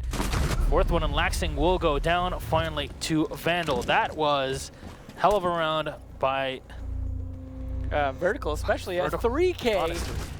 just waiting there for that drop. Like, just, I mean, everyone else doing a great job as well, making sure he was able to stay alive, but... Cav. Wow. Yeah, They weren't expecting him. When they had the information that was following through and coming in from those they were just Valkyrie focused cams, they were focused on Valkyrie when on the attack. and unfortunately, that was a downside because when you're focused on that, focused on droning, that is the exact moment to pounce if you're Cav, and that's what we had. To be fair, the Mouse is still a point behind, so that was just to help them catch up to CLG, who have been playing stronger, but that was at least a good performance, and that was the first bar defense that we'd seen, really, and that was the first successful one as well. Defenders, So protect maybe your bombs bar a from little being bit better for defused by them than attackers. Train, which they've been trying to do, just did not work out. Laxing still doing his best there with 7, did pick off that Valkyrie. However, mostly everyone else on Mouse fairly even, other than Vertical, who picked up that 3K last round very nicely. I mean, he made that top floor his. He was just living upstairs. Probably had a little nest in a corner somewhere, and just they could not ferret him out, and that really paid off. So we'll see, though. He's going to be back on IQ this time. They do have a Thatcher of Neptunes, who had usually been playing, I believe, Hibana previously, or at least I remember him playing Hibana in the past. But he's going to be able to clear out a lot from the roof, something we'd seen quite a bit before, but had been seeming to die out as of recent. So they're going to be going back to that strategy, which is going to help for potential smoke drops. See, now they're bringing the Ying, which suggests either they're going to go for a smoke plant via dropping the Skylight or from Cigar. Sometimes it can work both ways as well. You can have the Ying from above, do the smoke and Candelas, do the Skylight, but then still push in from Cigar. So we'll see no Glass to be able to take advantage of that, but they will have nades on both Vertical and Beastly, and they'll be able to clear out the ADSs via what we're seeing right here, which is Vertical marking for Thatcher. You highlighted another thing as well before, which is the Montagne pick. Yeah, where is that? Maybe You no don't one can pull have it to off. deal with C4s if you walk on an indestructible floor. And there are certainly quite a few that you can take advantage of if you're smart and your timing. Now he's got to play this smart with the Thatcher. Hopefully they know how to do this correctly, because that will clear off both Valkyrie cameras and ADSs if they had any. Of course, that's in theory. They don't necessarily know. Well, they might if they join everyone up, that there's no Jaeger. You're still going to be setting up for that, and they might even hit the Yokai. It'll disable the Yokai for a bit. It's not really like the end of the world here. No, but it's still nice. England does keep it in his he has- pocket just in case. So you can definitely have that played for later. Oh, he knows they're wanting to push that window. This peak, though. Oh, the that was a C4 grenade. England! Barely. How does he even survive this? Barely any HP. He can't even hear at this point. Mark will spot him, and they know he's super low on health. They don't have a second grenade to play with here. Beastly will definitely be a thorn in their sides. Vertical could bring a grenade here, though. That's going to be a nice... Oh, okay. He's giving the information. There, So one Vertical's out. going to throw in, but can't get the kill. You'll see he's all the way in the Yeah, back he's now. back. Of course he has. That was a bit mistimed as Vertical takes a bit of damage from his own grenade, but Back to cooking school. back to cooking. So England, very low on HP. They So- might even go for a reset because he's downstairs, and even then, he's still an Echo. Yep. Smoke's going to come out, though. They're going to start to cut off all the angles from Freezer, and then Candela's going to follow that up as well. So that way no one can push in from Cigar. Unfortunately, mistimed. Candela hits his teammate on the way down, but not a big deal as he has 3. Vertical gets his first kill on Freedom. Neptunes does not have to think about anything except for going for the plant and tunnel visioning all onto it as he's already expended his EMPs. Now, England has already used up his Yokai. You see the Lion even using. This is a spot you can get up top and you have... That we were talking angle. about line of sight from before. This is not a line of sight you That can is deal nice. with if you're a defender. Sky's Vandal has it perfectly here. Vertical will go down, and there's the second, but they're relying on Vandal here. This is a spot. This is an angle that is supposed to win in this game with 3 players left alive versus the 4 of CLG. He doesn't know. The smoke There will we come go. in, and that's the spray. The Claymore will work. Laxing will go down. He sprays one more, and Vandal is looking for the last one at Skies, but Skies, I don't think he's going to fall for this. He doesn't really have much time. He goes in, gets kill number 1 as he drops and breaks his knees. The meme It'll drop. be the round. That is a spot. Learn that and don't ever use that against. I don't feel like we've seen that in Pro League yet, but I feel like that is far from the last time we will after this because it was very effective. We've seen time and time when people try and counter some of those angles that there are a lot of very tight angles you can use to counter. We saw as well. Jarvis with the setup as well. And we saw NVK with the counter that one time also when he just went ham on the Skylight for a clutch. So it can go either way for sure. Jarvis definitely took advantage of the smoke previously, which we almost saw there as well. We saw how they were bopping up and down and using the timing, the information from their teammates as well.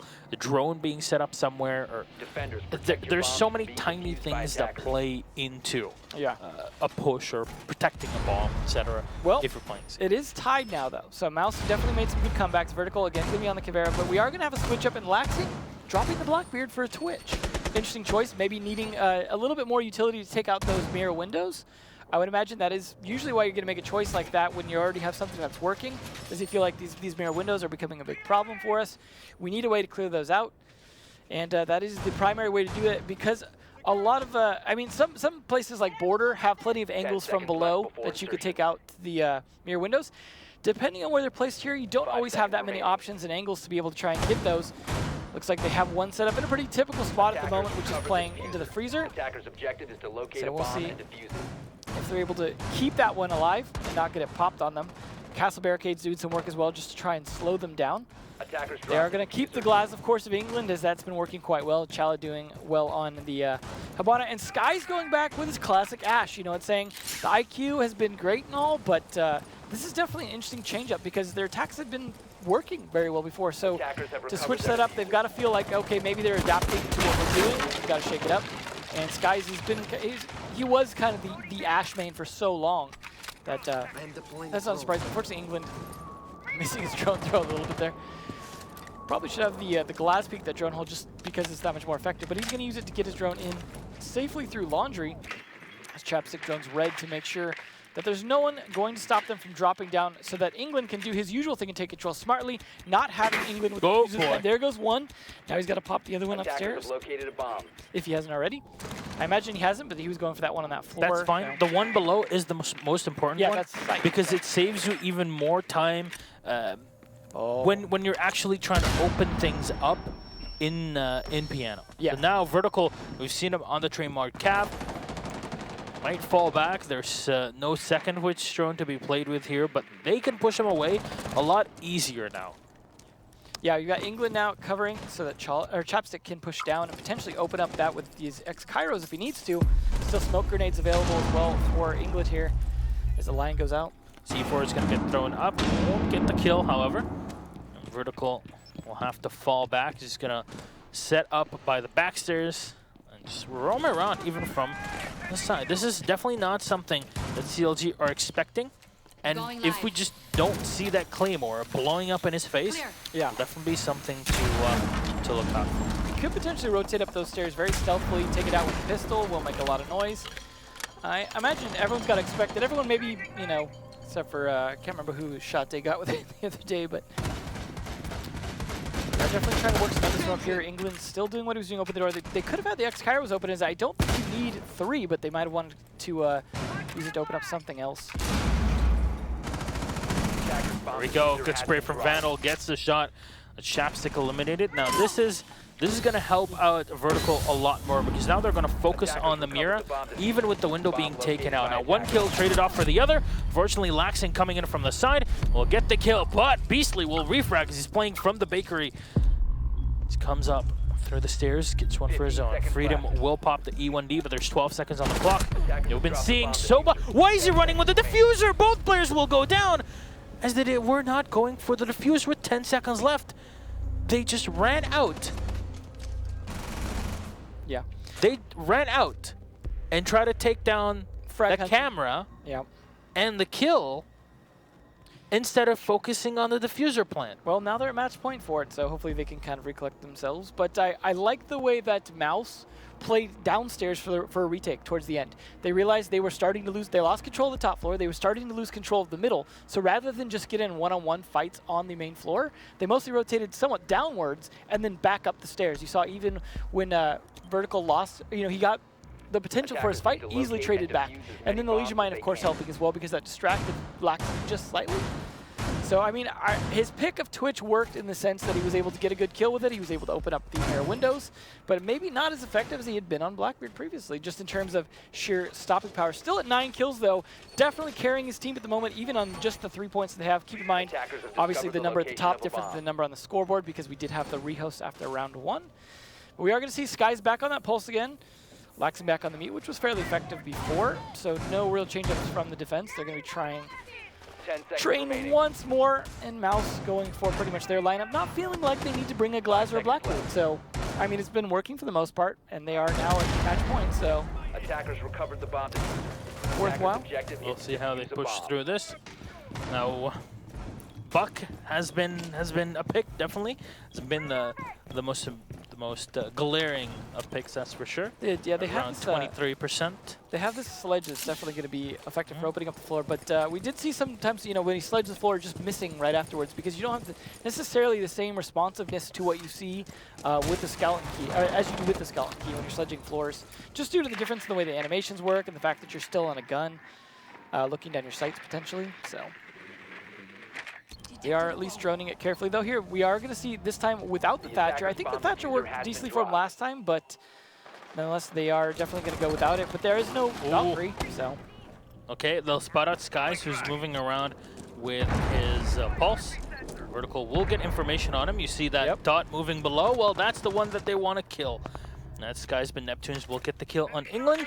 It's the first one for them, and that's the castle out of play. They still spot. Oh, Skies caught out both by IQ and Lion now. He spotted the Lion. He was behind reinforced walls, so it's not a problem. But they know where he's at now. They know where he's at. They know that he rotated back on the site. He can definitely get out of there before all the hatches are taken away, and they can counter him in white. But the fact that Vertical has not been contested yet means that that pulse can definitely get spotted again. The drones will move in. Here we go. But Sky is just pulling back. He'll be on the bar stairs. Still has a C4. That's the important part here. Could contest this from below, but he's got to stay safe, and they can sledge the roof still. Trying to give the information here as nobody has dropped in from the hatch. The mirror window will get taken out. C4 thrown in, but it won't get a kill. Too late. No damage, unfortunately. That landed right between them as they ran away. So, unfortunately, when it's already in the air... That just opened up the holes in the floors for him. And you haven't started your animation yet for running away. You're pretty much dead. However, they were already in the process of doing so. The Vertical coming around, taking down Freedom. It's him down, but the shotgun from Chap will walk out. He'll get one kill. He'll spray into both of them. Unfortunately, chewing off a bit more than what he can take. But Skies is the last man alive, and this is looking like a victor for Mouse Sports unless Skies can bring it back. Half HP on the pulse. No Nitro Cell and 3 players alive of Mouse Sports, including the Lion. I believe he still has an E1D to play with. Skies is spotted and now low on HP. Attackers are activating. Spot, no more E1D. There we go for the Lion, but Mark will come in, bite down Skies. He'll fall to the floor.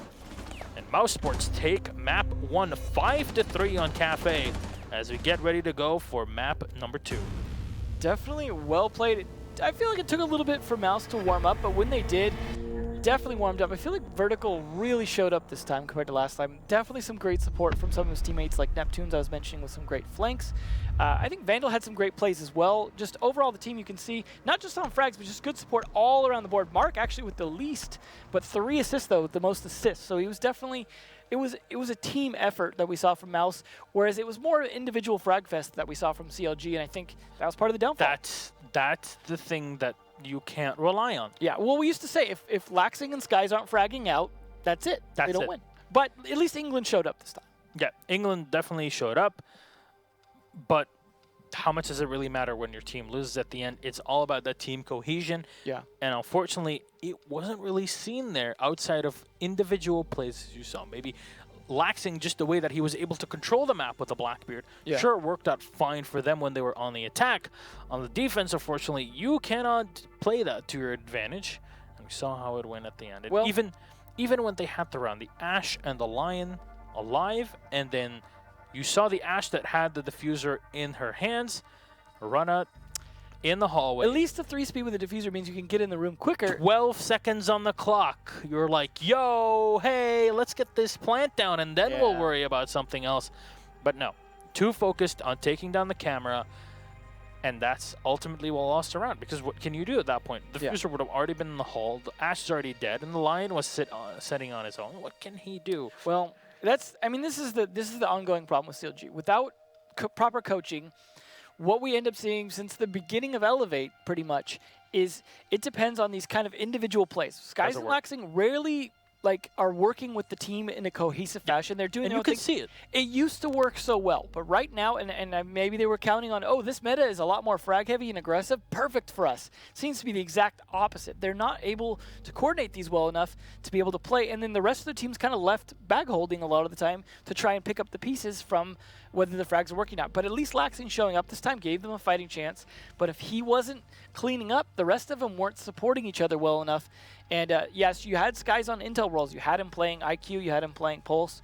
He was able to do some work with that. But I just feel like despite the intel and I imagine communication happening, the actual coordination wasn't there. They weren't pinching people well enough. They weren't taking advantage of to land grenades, to be able to open up angles, to be able to coordinate actual pushes. So, and like you said, that crazy one at the where Skies trying to push it. Reminds me of ENCE. This is the same thing that Absolutely. we see with ENCE on EU. It's like, yeah, all you need to do is bring Lion. Yeah, sure. Lion is undisputably the king of this meta. Yeah. However, that doesn't mean that you completely let go of your team cohesion. Just say, oh yeah, I'm just going to run around and get kills. Doesn't work. You'll get 1-2 kills at the end. Will it really win you a game? Not really. It'll give you a couple rounds. Helped at least. I mean, obviously, sometimes it's not easy to see the effect in that the just stand still is actually the problem, not the solution. And there are times where they get frozen in spots. But you had people like Vertical that were able to play the Caveira and get into spots where he didn't have to worry as much because he was already off the grid. Yeah. As far as he was concerned, that the Lion was less effective. I mean, because like I said, the Jackal's not a great counter to that, and then you're left with just drones trying to catch him. His silent step moving around quickly. It was really well played into their ineffective use of the Lion, but you did see at least one time it did help catch Mira, but what are you going to do when you're not really catching people like Vertical, who's playing Caveira at least 3 or 4 rounds in a row and getting 1 to 3 Ks most rounds? Yeah, so. and that's a lot of damage to be done for any roamer, especially in the current meta, especially when it's Caveira, when it's something that she'll basically be running around with a pistol. I'm curious if we'll see other people 8-bit. I mean, we aren't seeing necessarily everyone copy Montaigne, but maybe people will start copying that on that map. But we'll see as we're going to bank next. And that map, I think, favors CLG a little bit more here. I agree. That being said, it really could go either way. And what we've seen so far with Vertical's ability to play roam, this is a map that really plays into that. Because obviously we didn't see them play that style before. And we may not yet, but there is a Jackal coming out. No surprise there. But there's no Vertical bringing out the Caveira. So Laxing going to be on that Jackal. Of course, they are going to catch a lot more people. They're still going to have the Glass of England, which has been a lot better for him. So we'll see. Attackers need to locate We are going to be and going defuse as to many the bombs downstairs. as Not a they big can. surprise for the start. Vertical, of course, going to bring out Vigil instead. Say, you know what? My Caveira roam is done. It's time for or Caveira, sorry. Caviar. I I harped on everybody for so much that everybody actually started like, It's the I before E thing, right? Yes. In English language, this is not English, it's Portuguese, you know, whatever. It just throws me off, I'll be honest. Our grammar is so messed up in America. But still, this is what I was expecting. Yeah. So, You still need to roam. yeah. They still want to have someone in. 10 seconds Now, to they go. could go heavy into the roam and have both the Vigil and the Cav. It won't be the case. They actually 5 open seconds up to the hatch in the office. Yeah, that's a risky proposition. They're going to depend on Vertical to be able to play that. They're gonna depend on taking control of archives in open areas. That's the problem, though, is Archives is such a predictable roam spot. When Ella was a thing, Look at that, Ella there was we go. there every round. There's so much now being invested into the top floor. Yeah, We see it on every single map. We say it like, you know, we're defending downstairs. It would be pretty good if you had something as well upstairs that will buy you more time, or at least allow you to take, you know, a kill or two, or delay for a minute and a half before the attackers have to push. This is, again, a direct response to, we want to deal with the Lion because he's been something that is just so difficult to deal with. We'll just add an extra layer of defenses where we can fall back down via the office hatch.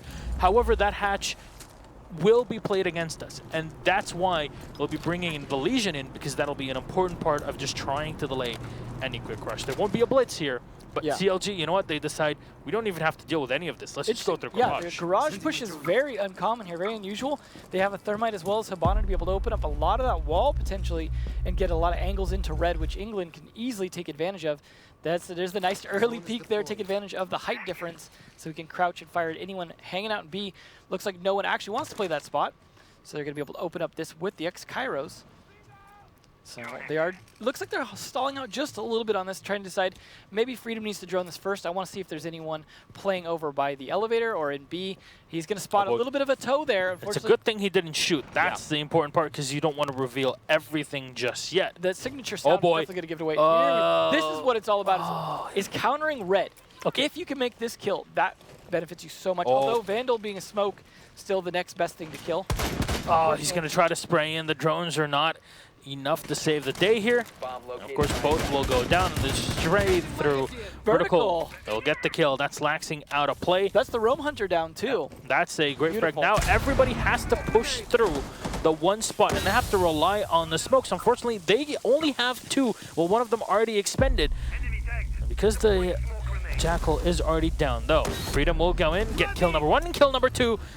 Nobody even moving, and they stand still and still die. What is all of this? Beastly comes in, takes a lot of damage from the Lion, but he's still alive. Impact right on in as they try to spray through. They do a bit of damage to the side, but Vertical will land the headshot on a chapstick. England moving in, gets the headshot, and gets the second one. Azil can't get the third, as Neptunes is down to a 1v1. Habana set up, that's Skies, and he definitely needs this here. Himself back into play. The Mira continuing in, and Neptunes will nail it. Headshot onto Skies, and this will be the round, as Mouse Sports will be able to clutch this out. Even though CLG spotted that Mouse Sports were putting so much effort into open area, they said, you know what? We don't want to deal with this. Let's go through garage, and then the pick didn't work out for the Glass, and then just complete chaos ensued with a Lion. Had the glass pick worked, I feel like, yeah, that probably would have turned things around, but Vertical definitely did his job with, I believe, at least 2 kills, playing his way above and then rotating down. Obviously, that was down to some really close firefights, but Sky's going to try and ape what he just saw from Vertical, as he's going to be on the Vigil this time. Now, I had called out previously when we casted Vertical last time that he had been a very good Vigil player that I'd seen previously, just watching him in some matches online on his stream and stuff like that, and been very impressed with his play. Still going to continue to be impressed with him, although it's been interesting to see him play other Realm operators as well. Definitely think that is his role by far, playing Realm. Maybe pushing downstairs and avoiding the open area probably was the right decision, but at the same time, leaving someone like that alive, leaving 2 people alive really, because you had Castle as well of Beastly, it was just... It did not work out great, but they're investing a lot in defending here, so they want to make this even more of a beachhead.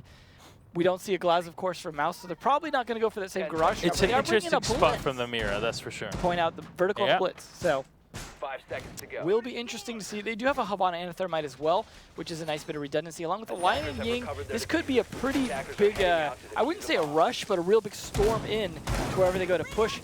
Looks like they are going for a downstairs server push here. Oh boy, this definitely plays into the hands of Mouse Sports, because CLG, again, we said this in the first spot where CLG were focusing so much on holding open air in archives that they got blindsided, but it took so long for the setup of CLG to just push into the site that Mouse were able to rotate the players back. Sure, they don't have their utility anymore, but that was not, you know, the end of the world for them.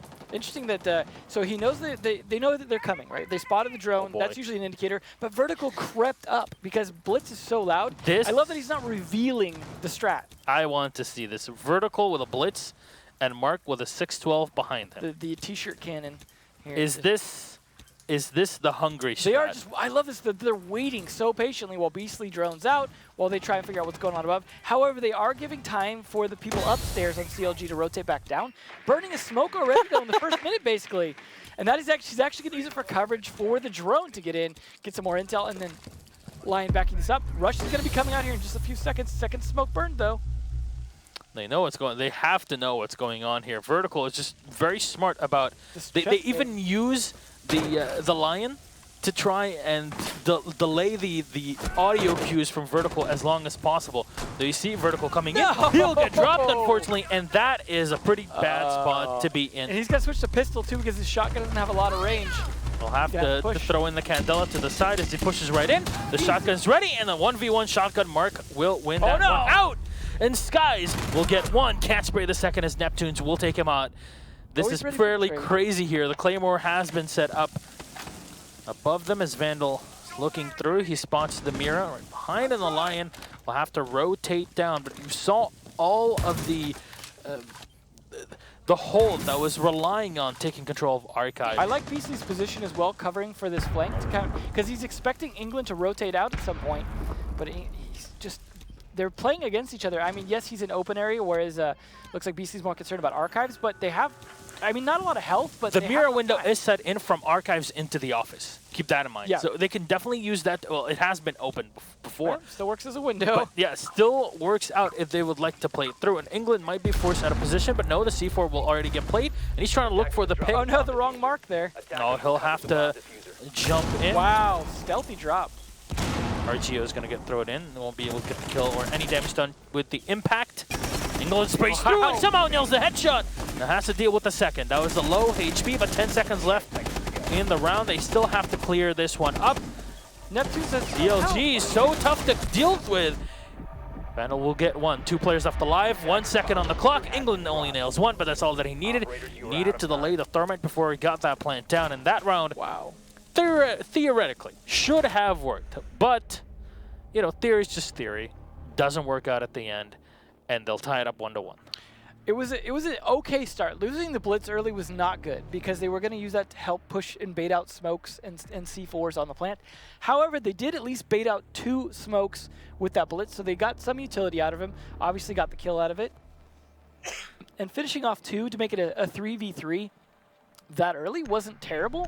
It just, they weren't able to follow it up. Neptune's survived quite a long time with so low health and some misplays, but Castle getting that drop down without getting killed, without getting necessarily spotted, definitely worked in their favor because then Beastly's job upstairs wasn't as relevant at that point, and it was now down to a 2v3 in that position. A big problem as well was the fact that, obviously, since you have the Ying with the 612, you can't just have an LMG spraying down into where the mirror would probably be peeking from. Yeah, and you could take advantage of that, the soft walls that might have still been there.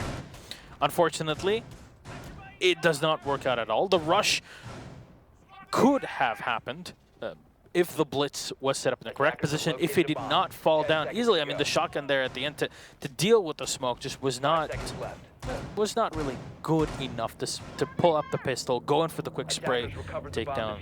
Unfortunately, at least he uses Candelas to make up for the fact so he could use a shotgun. I mean, that's a nice balance in that you can blind people to use the shotgun up close, so it's not completely useless. That's the whole way. That's the whole way it's supposed to be played. Anyways, because you can use the Candelas and the smoke, you can isolate any points of view, like mirror windows, for example. You can go in with the Candelas, and you can rush in with the 612. That is the entire mindset behind this strategy. Unfortunately, you need something as well to help you out. They are pushing in very aggressively to Archives right here. And they don't even need to deal with anybody from above because of this. However, that might just come back to bite them. Oh, ADS burns that one. Unfortunately, he's not prepared for that. Oh! Neither was Smoke. I'll try to spray in here. A bit of damage done. The smoke will go down. Skies or reload the R4C. Skies and the R4C is just that is 100% a love letter, or a love movie. What a great read in this, just pushing in when they were so set up upstairs, using their own mirror windows against them. Neptune's just stranded up there with Beastly now, trying to file paperwork at best. They can't really do much from office. See the spray coming in from Markson. The shot here, Neptunes. The Vector laxing, refragging, and taking down Mark, but it's only Beastly now alive as chap. Finishes up Neptunes. And this round with the rush of CLG will work out just fine. Who would have thought? You don't even need to deal with the roamers upstairs. You just need to be effective enough to rush inside of the archives before your opponents have an instant to turn around and realize, oh crap, what's happening? Yeah, that was a great read. They definitely played into it. They went through the electrical just super fast but relatively stealthy. And they were not ready for that pressure because they hit the door and the window at the same time. Just pushed on in. Obviously not all of their plan worked, but they were not ready for a glass to be right at your window when you're hanging out in archives thinking, okay, we've got 2 minutes before the push comes. So really well played by CLG. Not sure they could repeat something like that, but definitely a good play. Now they're going to have to deal with Skies on the roam again. Now, interesting note about that as well, we didn't have Vertical on any roamers last time. He was on a mute. Well, I mean, you can play mute as a roamer, but I mean, he wasn't on a Caveira or a Vigil. Now, he's actually going to be on Jackal this time, trying to counter someone like Skies. Now, Jackal makes a very nice counter to Vigil because it is the one thing that can spot him that drones can't. So it's a situation where you can then really narrow down where he's at, combined with drones to be able to potentially chase him around with the Lion as well, so that he can't really afford to get off of his cloak. And in shooting a drone, he does get off the cloak. So it is a situation where you can put so much pressure on him, collapse. And we've seen Skies kind of falling to that a little bit, but England showing up, he is really making up for it. Him and Vandal are both just like, you know what, forget the last match you guys saw. Like, we are just completely different players this time. And it's impressive to see the turnaround from those guys. Whereas the people who were actually, you know, doing a little bit better last time, not doing as great this time. So a good reversal showing that people have good days and bad days. This is looking a lot for, well, looking at the way that the operators are being set for Mouse Sports. Nice angle. Definitely going to be a push from the main hall. Yeah, lobby push for They have sure. the thermite, they have everything that sets them up correctly, plus having Mark here just firing down at anybody that wants to peek against them, that wants to get aggressive. That's a spot that you can definitely ruin any defender's day because these are really close angles. The shots will always hit to the sides. It's very difficult for you as a defender, especially you don't have an ACOG, which is the case here, to deal with a glass that's set up. Well, and that's so why far we back. see the prevalence of Castle on the upstairs. I mean, they're not defending upstairs like as the bomb site, but they're definitely defending it in an important way. And having the Castle barricades at least gives you a buffer against that glass. It doesn't completely stop him. As you saw, he could still open it, but if they didn't have the glass, they would have to use something like a Habana or an Ash Charge from long distance to be able to try and open it. And they are going to get some idea what's going on in the site. Barely spots one, unfortunately giving away a little bit of sound, but knows he's on his camera. So that is going to be good intel for Vertical to try and at least push up, try and catch some footprints. He's got to be smart about this, though. That is going to give away his position. He is still on his visor, though. I'll try to find any footprints. Won't be able to find anything just yet. They have a beat on the smoke inside, so he can safely get this work done. Of course, he's got a green dot, of course, on his C7E, so it smells like a quick push. This is something we saw from Rogue, which it was a much quicker one, and they brought a Blitzer Montana. I can't remember which one it was, but they brought that with the glass through lobby, and that was very effective. Something similar coming out here. Smoke in from Mark as he'll be able to take down the Bandit battery, but the smoke will get thrown in. Fortunately, though, Neptunes will get the kill on Skies. Him up, so that's the Vigil now out of play. Mark drops in the second smoke here. He's trying to find an angle on the Mira. To peek in, they already know that there's still a smoke on the side. Mira has not contested just yet, and it seems like, hey, it's clear, and they can go for the plant. There you go. Chapstick will go down. Mark turns around and just nails the shot. Freedom can't get the third. Laxing now on the Bandit. Has to move in. He hears the fake plant, and he has to run in, but there's... What? England from the side will get the kill, spraying through. Spraying even from above. That's the thing. The close-up angles that were opened up He's still Topside. jackal tracked as well. 10 seconds on the clock. Vertical will get the kill, and now 1v3. They need to nail this diffuser to the floor, but England jumps in trying to save the day, and will get taken out by Neptunes, who pulls out the pistol and cleans things up. Well done here by Mouse Sports.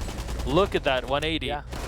Well, looking good for Mouse. That was a little bit of a scrappy fight. I liked the angles that they were trying to use from upstairs to try and have some shots down.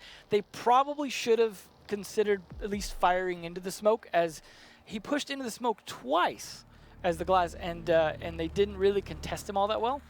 So he was able to get a lot of control and a lot of kills once he just waltzed on in. I like that the Jackal was effective there. It did catch the Bandit out because he was staying relatively static, and they had the ping on him despite Jackal being dead. Fully took advantage of that, and that's bringing it to a tie with Mouse having cleanly won the first map. This is not looking great for CLG. Ooh, this was a map that somewhat favors them, but Mouse is not terrible at it as well, as you can see, although we are seeing, as I said, different players show up than we were used to previously, so it's good to see some makeups there. England, my goodness, did not expect that going into today. I definitely would not have put money on that, but Neptunes, though, definitely stepping it up even more from what he was doing on Cafe, who was being a great flanker, now doing a lot of work on his own as well. Vertical back on Vigil as well. See if he can make some roam magic happen here. He is going to be playing similar to what we saw last time. See, they can play kind of this swap between tellers and archives and open area and the small office. And he has a lot of flexibility here, but like I said before, it is a predictable way to play a roamer. Last time he had Beastly up here with him on Castle. May have that as well again, and that worked out pretty well in their favor as they were able to get some shots down and drop down to support. But it was a little late previously and didn't necessarily work out as fast as they would have liked. Well, Mouse Sports are definitely hoping for a 2-0. So far, they are tied up, of course. They'll be going for the Vigil yet again on a Vertical. Laxing going for the Jackal as well. Last time we saw him on that, he got eliminated first. So Neptune's even dedicating himself to defending open areas, checking the window.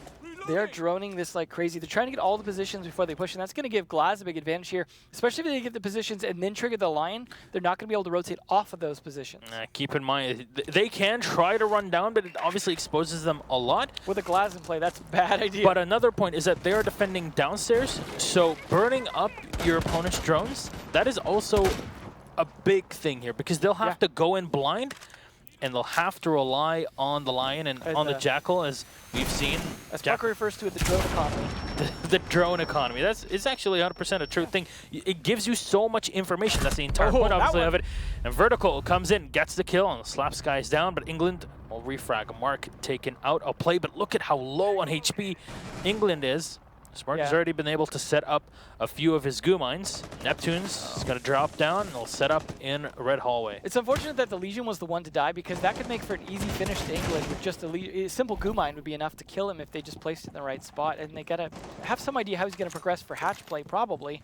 But Vertical playing this still so well, still has 2 impact nades left to rotate. Castle has still some room to play as well. They can definitely pull back if need be. Neptune's just going to run around below as some teams start to tunnel vision. Yep. And just always spotted one person. Let's try to shoot down onto him. And that might give their teammates a bit of space. Vertical should be hearing England rotating back here as you see him moving into archives. England's on the drone. And the Vigil, well, he counters exactly that. With the drone downstairs, this is Vertical's opportunity if he wants to play it, but they're not going to know that just yet. It's not like they're going to know whose drone is what. However, he does know someone's playing over there. That's Mark, and then easy kill. Wow, Vertical doing a fantastic job. This is the roam play. It's still not dead. It just needs a lot more finesse in Vertical. Definitely knowing how to play this. England has to worry about both angles here. Vertical with one more kill on the board. 4v2 with Chap and Freedom, the last 2 alive. They'll probably set up a Claymore here and there, but how can that even save them here? With 16 seconds on the clock, they have to worry about only one angle and is trying to set down that diffuser. Chap has to run through the smoke, and the C4 lands right on his head. That was spraying from Freedom. Can't do much against the Mira in the back as Beastly sprays in as well with the UMP and gets the kill. The Castle, beautiful roam play. Vertical as Mouse Sports just completely shut down counter logic. Between the open area defense with the Mira that held off the Glass for so long, and then just Vertical just picking them apart player by player. Not only did he get, I believe, 3 kills, he stayed alive afterwards. Yes. Making it so even if they got the plant down, good luck holding it at that point, even with maybe one Lion left. So just really well played by him. And then the rest of his team as well, doing a fantastic job making sure that a plant doesn't happen in the meantime. It just feels bad for England, who's And CLG, I'm trying to put myself in the shoes of CLG right now, because what they're thinking is, we're struggling to take down the roamers. Let's bring a Lion and let's bring a Jackal. Yeah, and The Lax only not thing, been able to catch them. yeah, the only thing missing is, let's bring a Dokkaebi, because then 100% we have everything that is supposed to counter those roamers. And if they're technically doing things right and still not being able to clean up the one player that goes up and gets the 3K on them again on the second map, Yeah. that has to feel terrible for them, because right now they might just be frustrated. They don't know how to deal with this effectively, and at some point it'll come back to haunt them yet again if they're unable to find a blindside to it. Yeah, absolutely. And I think when it comes to changing roles for players, taking vertical off roam, definitely not going to happen anytime soon. Very, very effective roam. And this is a roamer's map, which is something that is a little more rare, I would say, in the current Lion meta. I would say Oregon previously had been a good roamer's map. Unfortunately, now pretty much not due to the Lion's prevalence, just making it that much harder, as we saw even previously in the match before. They're going to have to work extra hard here to try and counter that. However, now we've got vertical on Ash. So they're definitely switching things around. Mark going to be on that Glaz yet again. Sky's going to be on Legion this time and Laxing on Bandit. They are trying whatever they can at this point to make it work. They're only 1 point behind, though. But we saw this before, where Mouse crept up to match point and then closed it out. Well, each one of our two teams here has been trying something different. Yeah. A different setup, something new to shut down the Lion. Yeah. However, it seems like the attackers have been failing most of the time with it. So defense, you know, with changing up strategies have definitely been working out. You have to wonder if the attackers should just say 1 point, you know what, let's actually just play a standard push from servers where we'll be funneling the defense anyways. Let's try to play that to our advantage. Oh, the timing, what? Almost works out here for Live. Mark. He'll take 50% damage done to the Mira. And with the wall being open, they don't have to worry about too much. They still have Vandal, the Thermite. They will have to take control of open areas. So setting up in the janitor or Where's electric his will be very backup? important.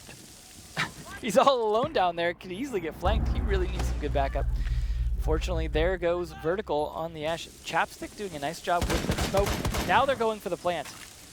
Oh boy, 2 players still above. Those were the 2 roamers that we're talking about that have been so important for really both teams on the defense. As Beastly's trying to get somebody off of it, guarding the Skylight from above. The Lion is not the person that is supposed to be super aggressive. Neptunes rushes in, but he takes so much damage. He's trying to come in to get the kill, but he disappears. He's right on the floor. Neptunes lands the headshot on Skies. That was thanks to Lion. 4 versus 4 works up fine for them, and they remove the Legion from play as Vandal goes in for the diffuser plant. And with the Glass utilizing the hole that was already opened by CLG to rotate back on the site, it works out perfectly for them, and Vandal will get one more. Look at Mark's spot, just setting up on the tunnel. Wow. And can spot anybody that tries to move in from the back. Lion sprays in as Mark gets one more, and it's all up to Chapsticks. Left all on his own with little HP and the SMG 11 in hand. Goes in for the server shot, but Mark is ready for him and nails the second angle as he already shot through that side and has a clear shot. There you go. Easy peasy drop. No problem for Mouse Sports as now they are on map and match point. 4-2 CLG. Oh no. Almost the Montaigne there. Not the recruit. Not like this. No, it's got to be There you go. last minute calls, because they are on match point now. They're making those last minute audibles of like, okay guys, we cannot lose this. This is the round. If we lose this round, we are relegation now. We are, yes. The only time, this is how important it is, because Parker mentioned this at the start of the show. This is an important game for both teams. This is an important round for this team. If you lose, if you're CLG right now and you lose this game, you will only play in relegations in a few weeks. And then maybe you'll lose and go down to Challenger League. Obviously, you don't want to put yourself in that spot, because going to the Challenger League in the coming towards the next season, that's definitely a bad thing. At least the upside is they have DreamHack they can play. And I believe at least one of them's from that area down in Texas. So. Texas? Yes, so that's, I guess it's not the worst. They could definitely show up, but hopefully showing up is not what they're doing right now. Hopefully CLG can bring this back into a map 3, at least an overtime to take it a map 3. Open a lot more of those angles again, but this time from Mouse. There's a lot of work to be done. I'd like to see how England sets up with his glass, because now they might just be focusing on taking players out. You see Laxing trying to rappel up, and probably seeing England here helping him out on the glass. Here's what's interesting, that Sky switching to IQ actually is a counter pick in a way as well to Vigil. Because they've been struggling so much, he can spot Vigil when he's actively using his ability. So unlike a Pulse, that is something that is going to help. Unfortunately for him, Vertical on this defense likes to play Mute instead. So, I mean, that'll catch the Mute jammers, but I mean, I like the idea from Skies. If that was what he was thinking, is like, hey, we cannot, even with a Jackal, we can't get this guy pinned down. I need to be able to just see him from halfway across the map. So no Pulse or no Vigil means he's not going to get as much intel, but he's still going to do what he can with it. However, this is a map that could be a little bit harder to do some of the moves like we saw in Cafe, where you can clear a floor and be able to get a lot of gadgets down. They're going to try Castle making it a lot harder along with Mira, but now they know what the setup is like. Somehow that drone being uncontested that whole time. Yeah, just jumps on through and gets taken out there at the end. At least the Mute Jammer was doing work. England will try to get a shot through a Mira window. As of course, you can play the glass at a much longer angle, holding off from Garage, from the entryway itself. Skies will throw in his first frag grenade. It'll open up the castle barricade, at least one of them here. England does try to spray through. The information has been relayed from his teammates, but unfortunately the double wall doesn't really do much damage. You see the prone position set up.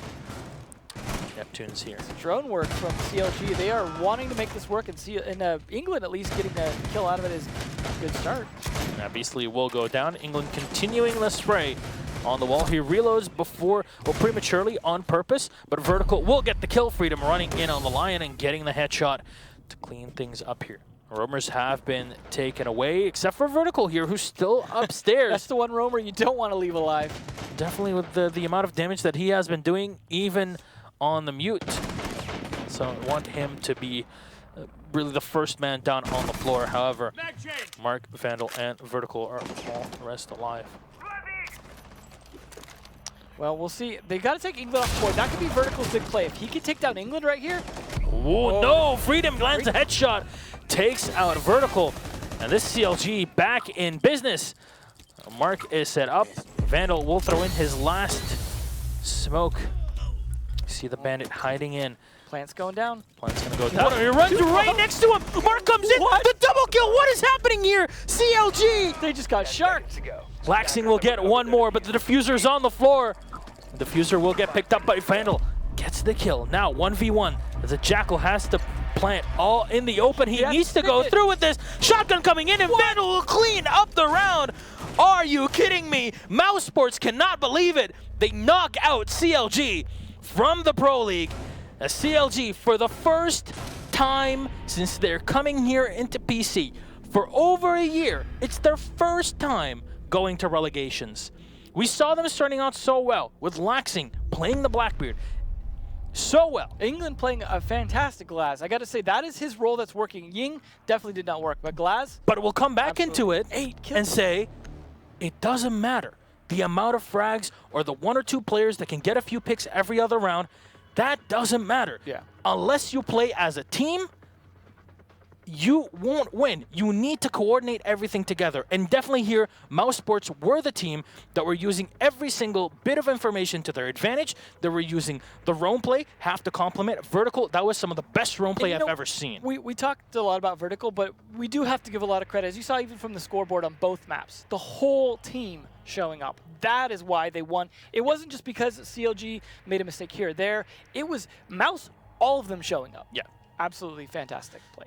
Unfortunately here, CLG will drop. I'll remind you again, for the first time since they're coming in here to PC and Pro League, and they'll be down in relegations. They'll have to play for their spot in Pro League at the end of the season, though. Congratulations for Mouse Sports. They'll be coming through, and they'll have to play against SK Gaming for the final spot in the playoffs, as of course, Rogue have already made it. Judging by what we saw, though, not going to be easy for Mouse at all. Yeah. Definitely true. So we'll have to see what happens within the next couple of weeks. But for now, thank you very much for watching. From myself, from Emzo, from Parker, and of course from Kickstar production here at ESL. We'll see you in just under 48 hours, actually, for Latin America. And remember, we still have APAC that happens tomorrow, so keep that in mind. Yeah, tune into that if you can, whatever it's streamed on. Yeah, there's always Rainbow Six all the time, all week. But we'll see you guys later. Goodbye. Attackers are activated.